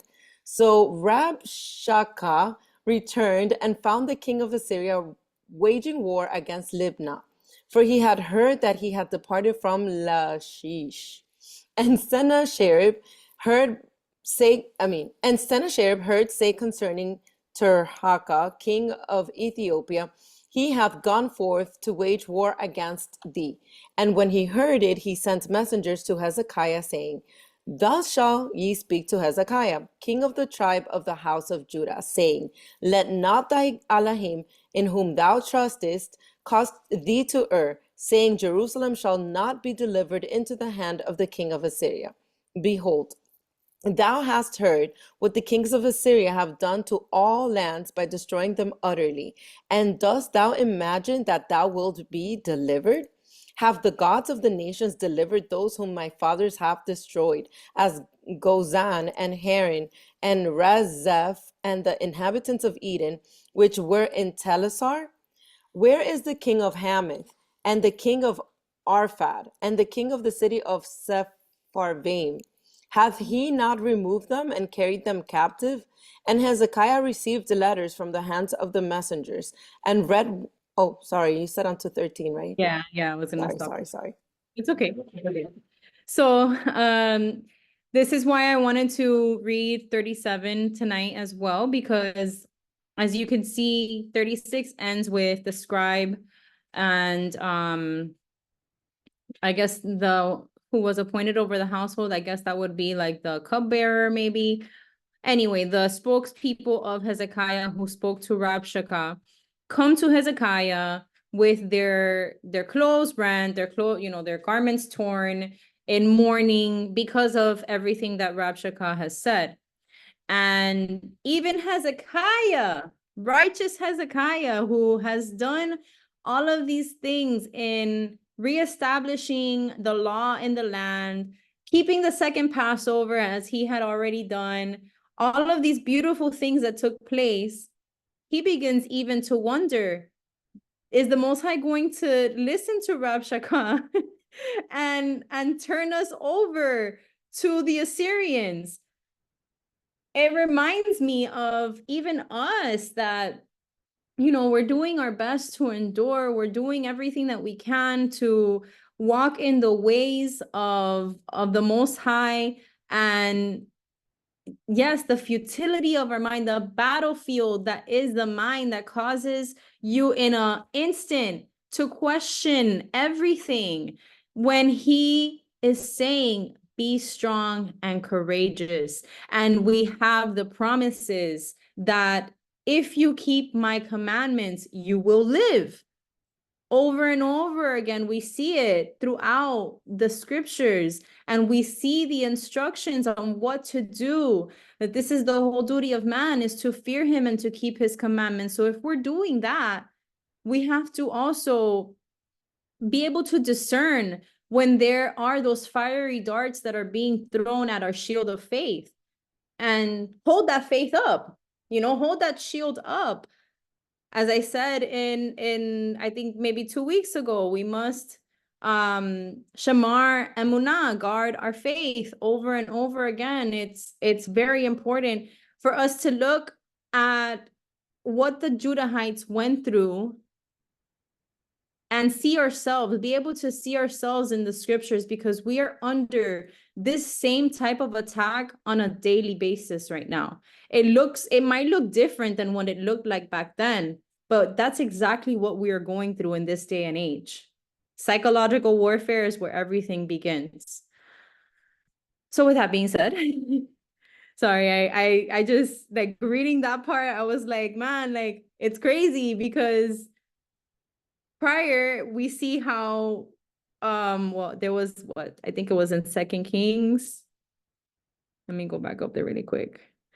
Everything that Hezekiah did, and how he was spoken. He trusted in the Most High, the Elohim of Israel, so that after him was none like him among all the kings of Judah, nor any that were before him. So we know that he was righteous. We know that he was crossing all the T's and dotting all the I's, doing everything that he could to live for the Most High. So even the most righteous can still fall into doubt or lack of faith. So again, now we have some scripture connections here. And 2 Samuel 6:2. This is, let's see. Oh, actually, I think this one, I'll read this one later because this is actually in part of Hezekiah's prayer. But we have Hosea 13:13 that says, the sorrows of a travailing woman shall come upon him. He is an unwise son, for he should not stay long in the place of the breaking forth of children. And this goes with verse 3. And they said unto him, thus saith Hezekiah, this day is a day of trouble and of rebuke and of blasphemy, for children are come to the birth, and there is not strength to bring forth. So just one connection there. And then I had a precept from Wisdom of Solomon. And this is, well, again, we see, I just wanted to point out, the same as in chapter 36, the reminder of what happened to all of these other lands that had idol worship in them. How the gods of those nations. And I don't know if you've noticed, but in the Targum, as Liz had mentioned earlier too. Oh no, wait, let me see. Oh, just kidding. It does make the distinction between the gods and the king. But in any case, the king serves the mighty one of that particular nation as well, that idol. But yeah, Wisdom of Solomon 4:3. But the multiplying brood of the ungodly shall not thrive, nor take deep root from bastard slips, nor lay any fast foundation. So this is just showing you what happens to those who serve other gods and don't serve the Most High. They will not have any deep roots. They're not going to have a firm foundation. Okay, now,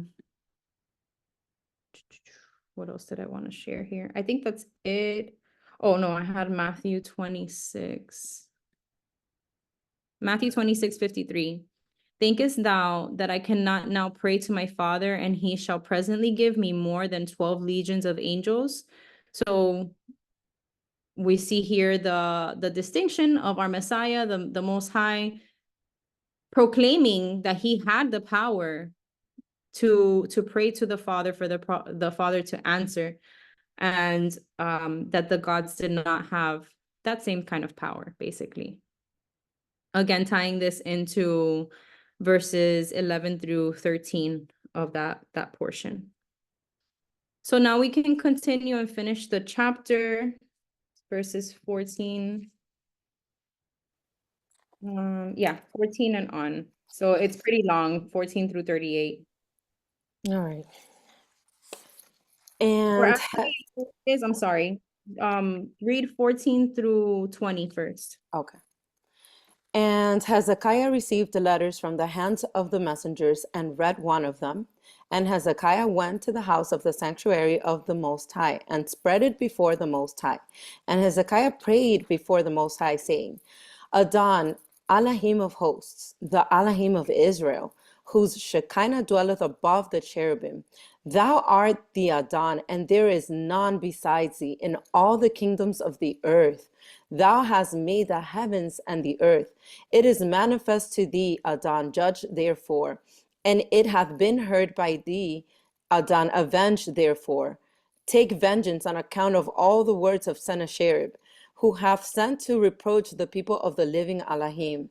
Of a truth, Adon, the kings of Assyria have laid waste all the provinces and their lands, and have burnt their gods in the fire. For they were no gods, they are of no use, but they are the work of men's hands, wood and stone, therefore they have destroyed them.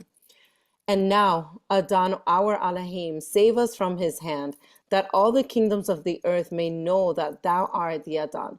There is none besides thee. Amen. So if you've heard me pray before on the prayer calls, You know that I love to call on the one who sits between the cherubim. That is his seat of judgment. That is his mercy seat. And it's just, you know, when I think about that particular aspect of where our Heavenly Father sits, I don't know, it gives me that assurance that that's who I am praying to. That's who is, yeah, it's exactly. It's a great example of how to intercede and call on his name and ask him, open your eyes and see me, open your ears and hear me. Abba, I'm here. I'm your daughter. I love you. I'm serving you. Please hear me. So we see that Hezekiah, he goes to the Most High and approaches him and lays out everything before him. So, you know, he makes everything known to him that he is experiencing in that moment.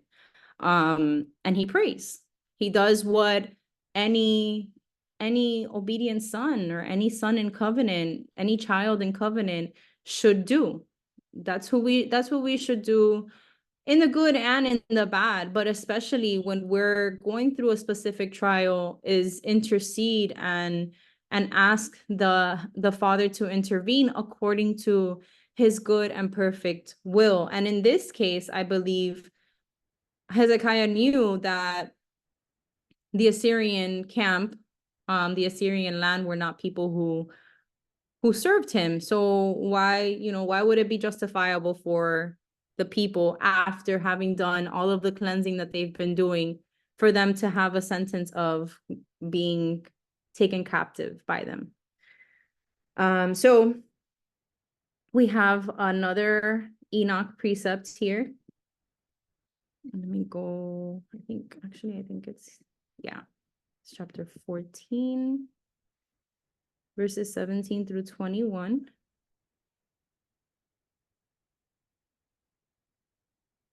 Hold on.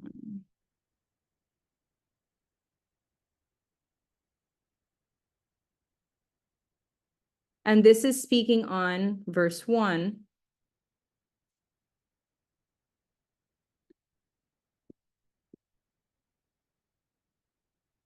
No, not verse 1, sorry, verse 13 or 14 rather. And he received a letter from the messenger and went up to the house of the Most High. Well, actually, verse 16. O Adon of hosts, Elohim of Israel, that dwellest between the cherubim, thou art the Elohim, even thou alone, of all the kingdoms of the earth, thou hast made heaven and earth. So Enoch says, I'm trying to see where this one starts. Let me just, okay, I'm going to actually read from 13.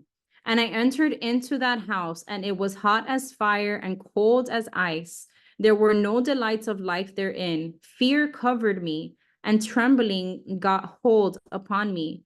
And as I quaked and trembled, I fell upon my face, and I beheld a vision, and lo, there was a second house, greater than the former, and the entire portal stood open before me. And it was built of flames of fire, and in every respect it so excelled in splendor and magnificence, an extent that I cannot describe to you its splendor and its extent. And its floor was of fire, and above it were lightnings and the path of the stars, and its ceiling also was flaming fire. And I looked and saw therein a lofty throne. Its appearance was as crystal, and the wheels thereof as the shining sun. And there was the vision of cherubim. And from underneath the throne came streams of flaming fire, so that I could not look thereon. And the great glory sat thereon, and his raiment shone more brightly than the sun, and was whiter than any snow. None of the angels could enter and could behold his face by reason of the magnificence and glory, and no flesh could behold him. The flaming fire was round about him, and a great fire stood before him, and none around could draw nigh him. 10,000 times. Okay, I'm gonna stop there. But this, man, this is beautiful. I can you imagine being able to see that? Standing there, I mean, I won't even be able to stand. I'll be face forward on my face, unable to look, absolutely ugly crying. Absolutely, like no doubt about it at all. But man, it's just, this is such a beautiful description. Yes, better than any superhero or sci-fi movie. If there's still a thing in our glorified, boogers and stuff in our glorified bodies, yeah, who knows? I mean, who knows? But it's just gonna be such a beautiful sight to behold and be in the midst of. I'm so looking forward to that. I have a few other connections. That one just takes the cake for the whole night, though. Psalm 123, 1-4. Unto thee lift I up mine eyes, O that dwellest in the heavens. Behold, as the eyes of servant look unto the hands of their masters, and as the eyes of a maiden unto the hands of her mistress, so our eyes wait upon the Adon our Elohim, until that he have mercy upon us. Have mercy upon us, O Adon, have mercy upon us. Excuse me. For we are exceedingly filled with contempt. Our soul is exceedingly filled with the scorning of those that are at ease, and with the contempt of the proud. So again, another depiction of, what acknowledging him and his glory is, how necessary that is when we are praying. Psalm 99:1, the Adon reigneth, let the people tremble. He sitteth between the cherubim, let the earth be moved. And yeah, and then Psalm 46:10, be still and know that I am the Elohim. I will be exalted among the heathen. I will be exalted in the earth.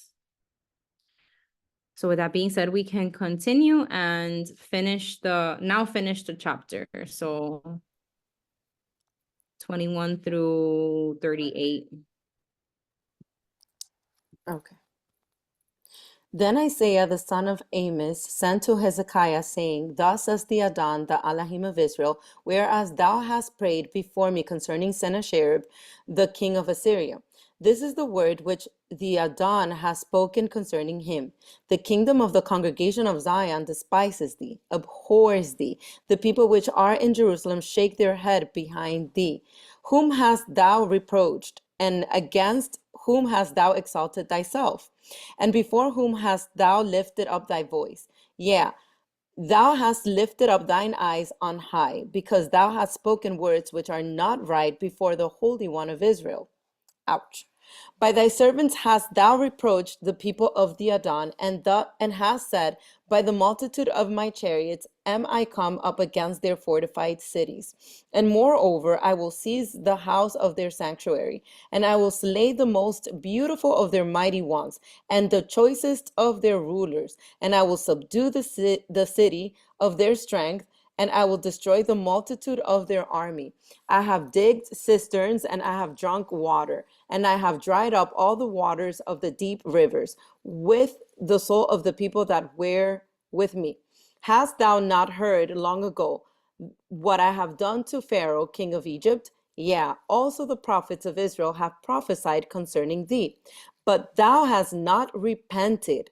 I contemplated doing this unto thee since the days of old. I have prepared it. Now I will bring it to pass, and it shall be ruin unto thee, because it shall be before thee as the raging of waves, which destroy fortified cities. Therefore, their inhabitants had their strength cut off. They were dismayed and confounded. They were as the grass of the fields, as the green grass, as the herb on the housetops, as the corn blasted before it becomes an ear of corn. And thy sitting down in council, and thy going forth to wage war, and thy coming into the land of Israel is known to me. And thou art enraged is known to me, because thou art enraged against my word, and thy tumultuous noise has come up before me. Therefore I will put a ring in thy nostril, and a bridle in thy lips, and I will turn thee back by the way by which thou camest. And this shall be a sign to thee. Eat this year such as groweth of itself, and in the second year that which springeth of the same, and in the third year sow ye, and reap, and plant vineyards, and eat the fruit thereof. And again the escaped of the house of Judah that are left shall be a tree which sends forth its roots downwards, and lifts its branches upwards, the olive tree. For the remnant of the righteous shall go forth from Jerusalem, and the escaped of them that establish the law from Mount Zion. By the word of the Adon of hosts shall this be done.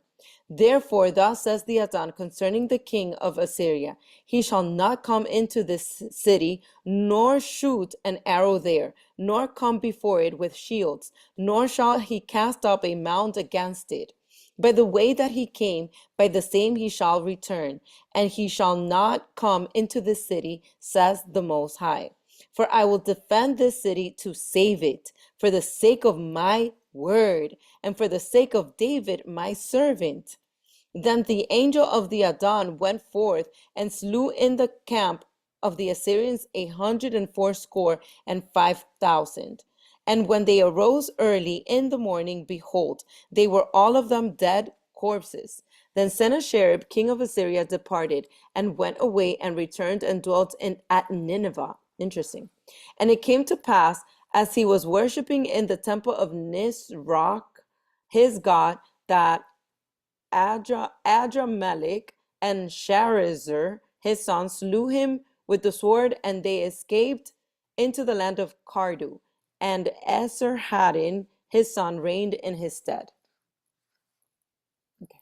Yeah, I thought about Nineveh as well when I saw that that's where he went to hide. Interesting. But so this part, now we see things unfold, and Abba, in his tenderness, answers Hezekiah and lets him know, okay, so you prayed to me, now let me tell you what my plan was all along. So he lets him know, of course, that Sennacherib is not going to invade Jerusalem. And, obviously speaks about everything that he was going to do, what he was going to stop, and also speaking of what happened to the Pharaoh in the past, and that there would be plunder as well. So let's go to some connecting precepts here. So first we have Revelation 13, 1-6. And I stood upon the sand of the sea and saw a beast rise up out of the sea, having 7 heads and 10 horns, and upon his horns 10 crowns, and upon his heads the name of blasphemy. And the beast which I saw was like unto a leopard, and his feet were as the feet of a bear, and his mouth as the mouth of a lion. And the dragon gave him his power and his seat and great authority. And I saw one of his heads as it were wounded to death, and his deadly wound was healed, and all the world wondered after the beast. And they worshipped the dragon, which gave power unto the beast, and they worshipped the beast, saying, who is like unto the beast? Who is able to make war with him? And there was given unto him a mouth speaking great things and blasphemies, and power was given unto him to continue 42 months. And he opened his mouth in blasphemy against Haya, to blaspheme his name and his tabernacle and them that dwell in heaven. So this one connects with 23. This is Haya's, the Most High's response to Sennacherib. Whom hast thou reproached and blasphemed? And against whom hast thou exalted thy voice and lifted up thine eyes on high, even against the Holy One of Israel? So we know that obviously this is a prophecy of the future. And since Isaiah is twofold, then we can also look at the Most High is speaking to the world leaders and what is going to be their demise, or how, what's going to be their end result because of their reproach and blasphemy against the Most High in the now, in our day. And I think we read this one when we read a previous Isaiah chapter. Psalm 20:7 says, some trust in chariots and some in horses, but we will remember the name of the Adon, our Elohim. And that one is repeated in, I believe it's, verse 24. By the multitude of my chariots, I might come up to the height of the mountains. Obviously that they're trusting in their worldly powers, or the strength of their hands, above turning to the Adon. We have Ezekiel 38:4, which connects with 29. And I was also thinking about this, how there's a lot of people who have like the piercing here between their nose. And I think, let's see, I'll put a hook in thy nose and bridle in thy lips.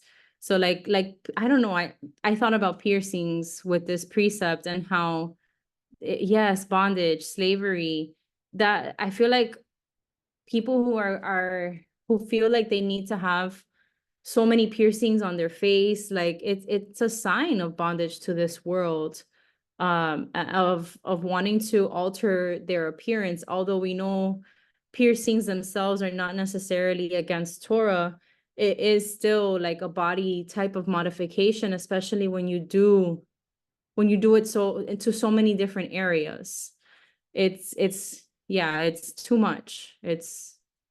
They go too far. I mean, and you see even like the people that you would call like the goths, they take it very far, as doing the big gauges in the ears. I've seen people with like piercings here between their eyes, and then they have like just like in different like places where you would never think that those, that those are there. And yes, like Liz said, and too much makeup, the tongue piercing and the navel piercing, the midriff. It's just a lot. It's just a lot. And it is like attention seeking type of behavior, I guess.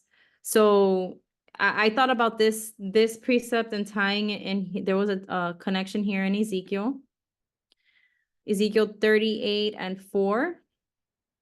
And says, and I will turn thee back and put hooks into thy jaws, and I will bring thee forth, and all thine army, horses and horsemen, all of them clothed with all sorts of armor, even a great company with bucklers and shields, all of them handling swords. I like that, looking at that as like body armor, and just how, think about it, like a person who gets taken captive, having a chain tied around a piercing that I don't know.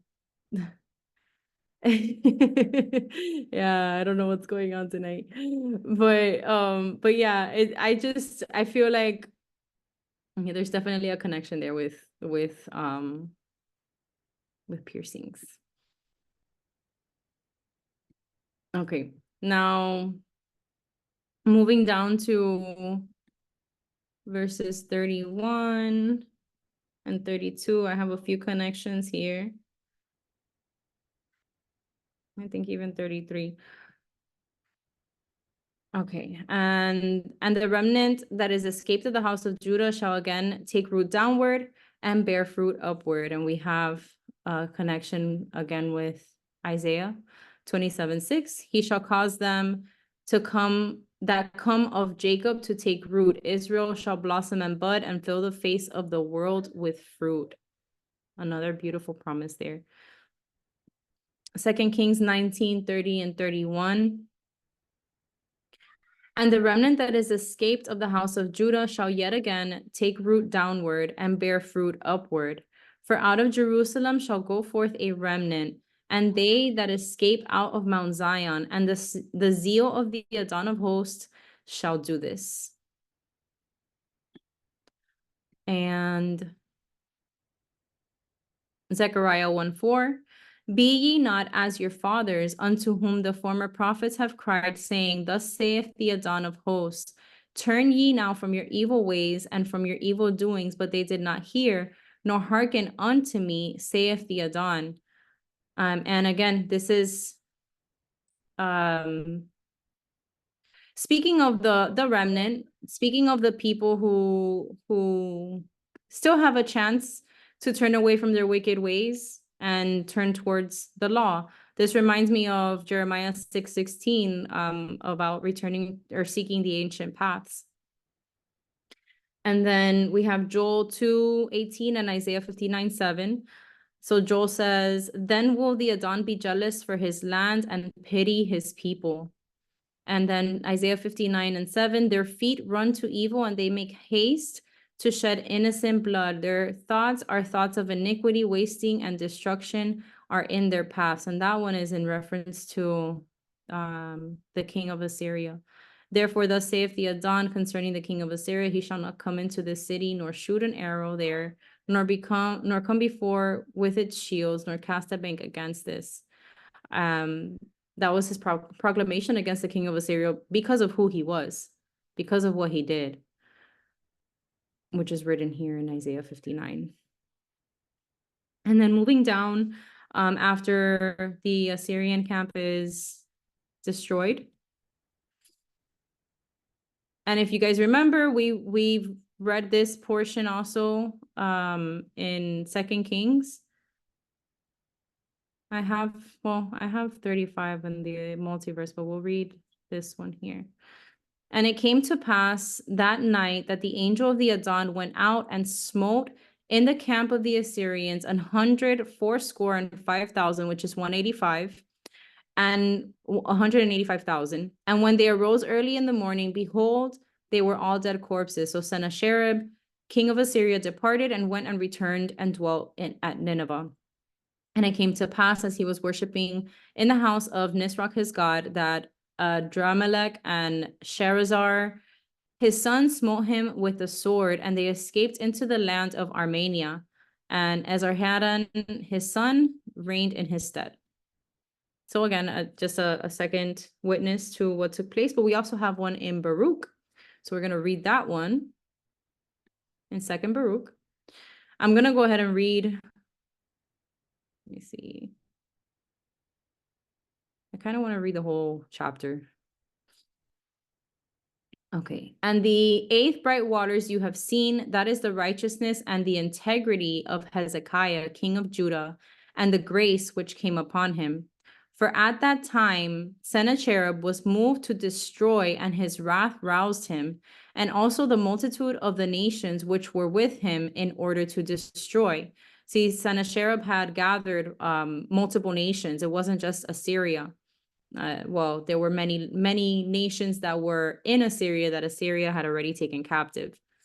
When Hezekiah the king heard that which the Assyrian king devised, namely, to come and seize and destroy his people, the 2.5 tribes which were left, and well, yeah, so that's speaking of Judah, Benjamin, and the half tribe of Manasseh.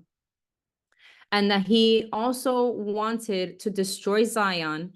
Then Hezekiah trusted upon his works and hoped upon his righteousness, and spoke with the mighty one and said, pay attention, behold, Sennacherib is ready to destroy us, and he will boast and be uplifted when he has destroyed Zion. And the mighty one heard him, for Hezekiah was wise, and he paid attention to his prayers, for he was righteous. And the mighty one then commanded Ramael, his angel who speaks with you.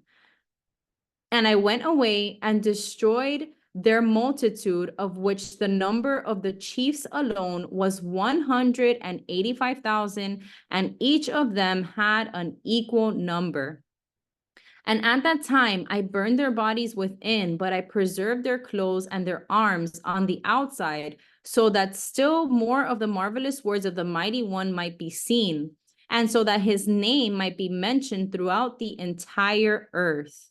Thus Zion was saved, and Jerusalem was delivered from its tribulations. And also those who were in the Holy Land rejoiced, and the name of the Mighty One was praised, so that it was spoken of. These are those bright waters which you have seen. Whew! So good. So good. I'm so glad I read the whole chapter. And yes, if you're righteous, he will hear your prayers. He answers the prayers of his righteous children, those who are in covenant with him. I love it. I love his word. And I love when we can find such specific and detailed accounts in the Apocrypha to just show that there's more. There's more than the 66 book canon. All right. So now we have just a few more precepts and then we're pretty much done for tonight. Yeah, I just have a few more. Hezekiah. Ezekiel. It's late, I'm sorry. Ezekiel 37, 24, and 25. And David, my servant, this is Messiah, shall be king over them, and they all shall have one shepherd, and they shall also walk in my judgments and observe my statutes and do them. And they shall dwell in the land that I have given unto Jacob my servant, wherein your fathers have dwelt. And they shall dwell therein, even they and their children and their children's children forever. And my servant David shall be their prince forever and ever. And that ties in with verse 35. For I will defend this city to save it for mine own sake and for my servant David's sake.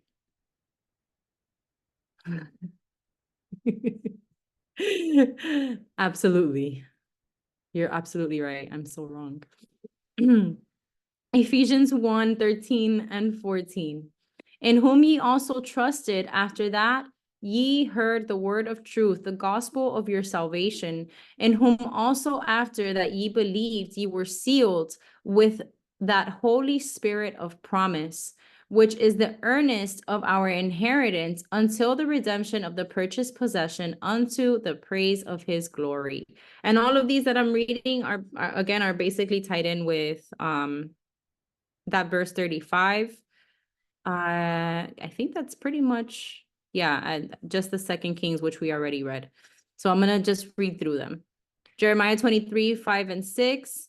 Behold, the days come, saith the Adon, that I will raise unto David a righteous branch, and a king shall reign and prosper, and shall execute judgment and justice in the earth.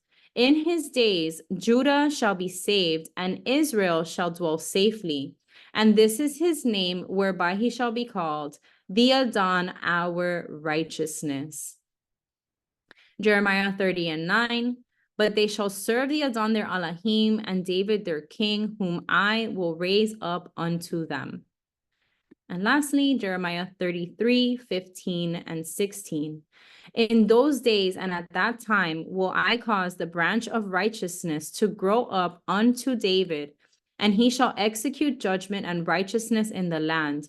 In those days shall Judah be saved, and Jerusalem shall dwell safely. And this is the name wherewith she shall be called, the Adon. I think that should be he. He shall be called the Adon, our righteousness. So many promises about our Messiah. And I'm just in awe of him and how he's given us everything. He has shown. Yeah, that's what I was wondering too. Maybe because it says it's referring to Jerusalem. But he has shown us everything in the way everything played out in the past, how everything may seemingly play out in the future as well. We know that, as it states in Revelations, we have the New Jerusalem that's going to take place, and then how Satan is going to be loosed to make war with Messiah officially, right? So it just makes me wonder, like, how all of that is going to unfold with the separation between those who are going to be in New Jerusalem, those who will not enter in, because judgment won't take place until after all of that, right? So it's just, I don't know.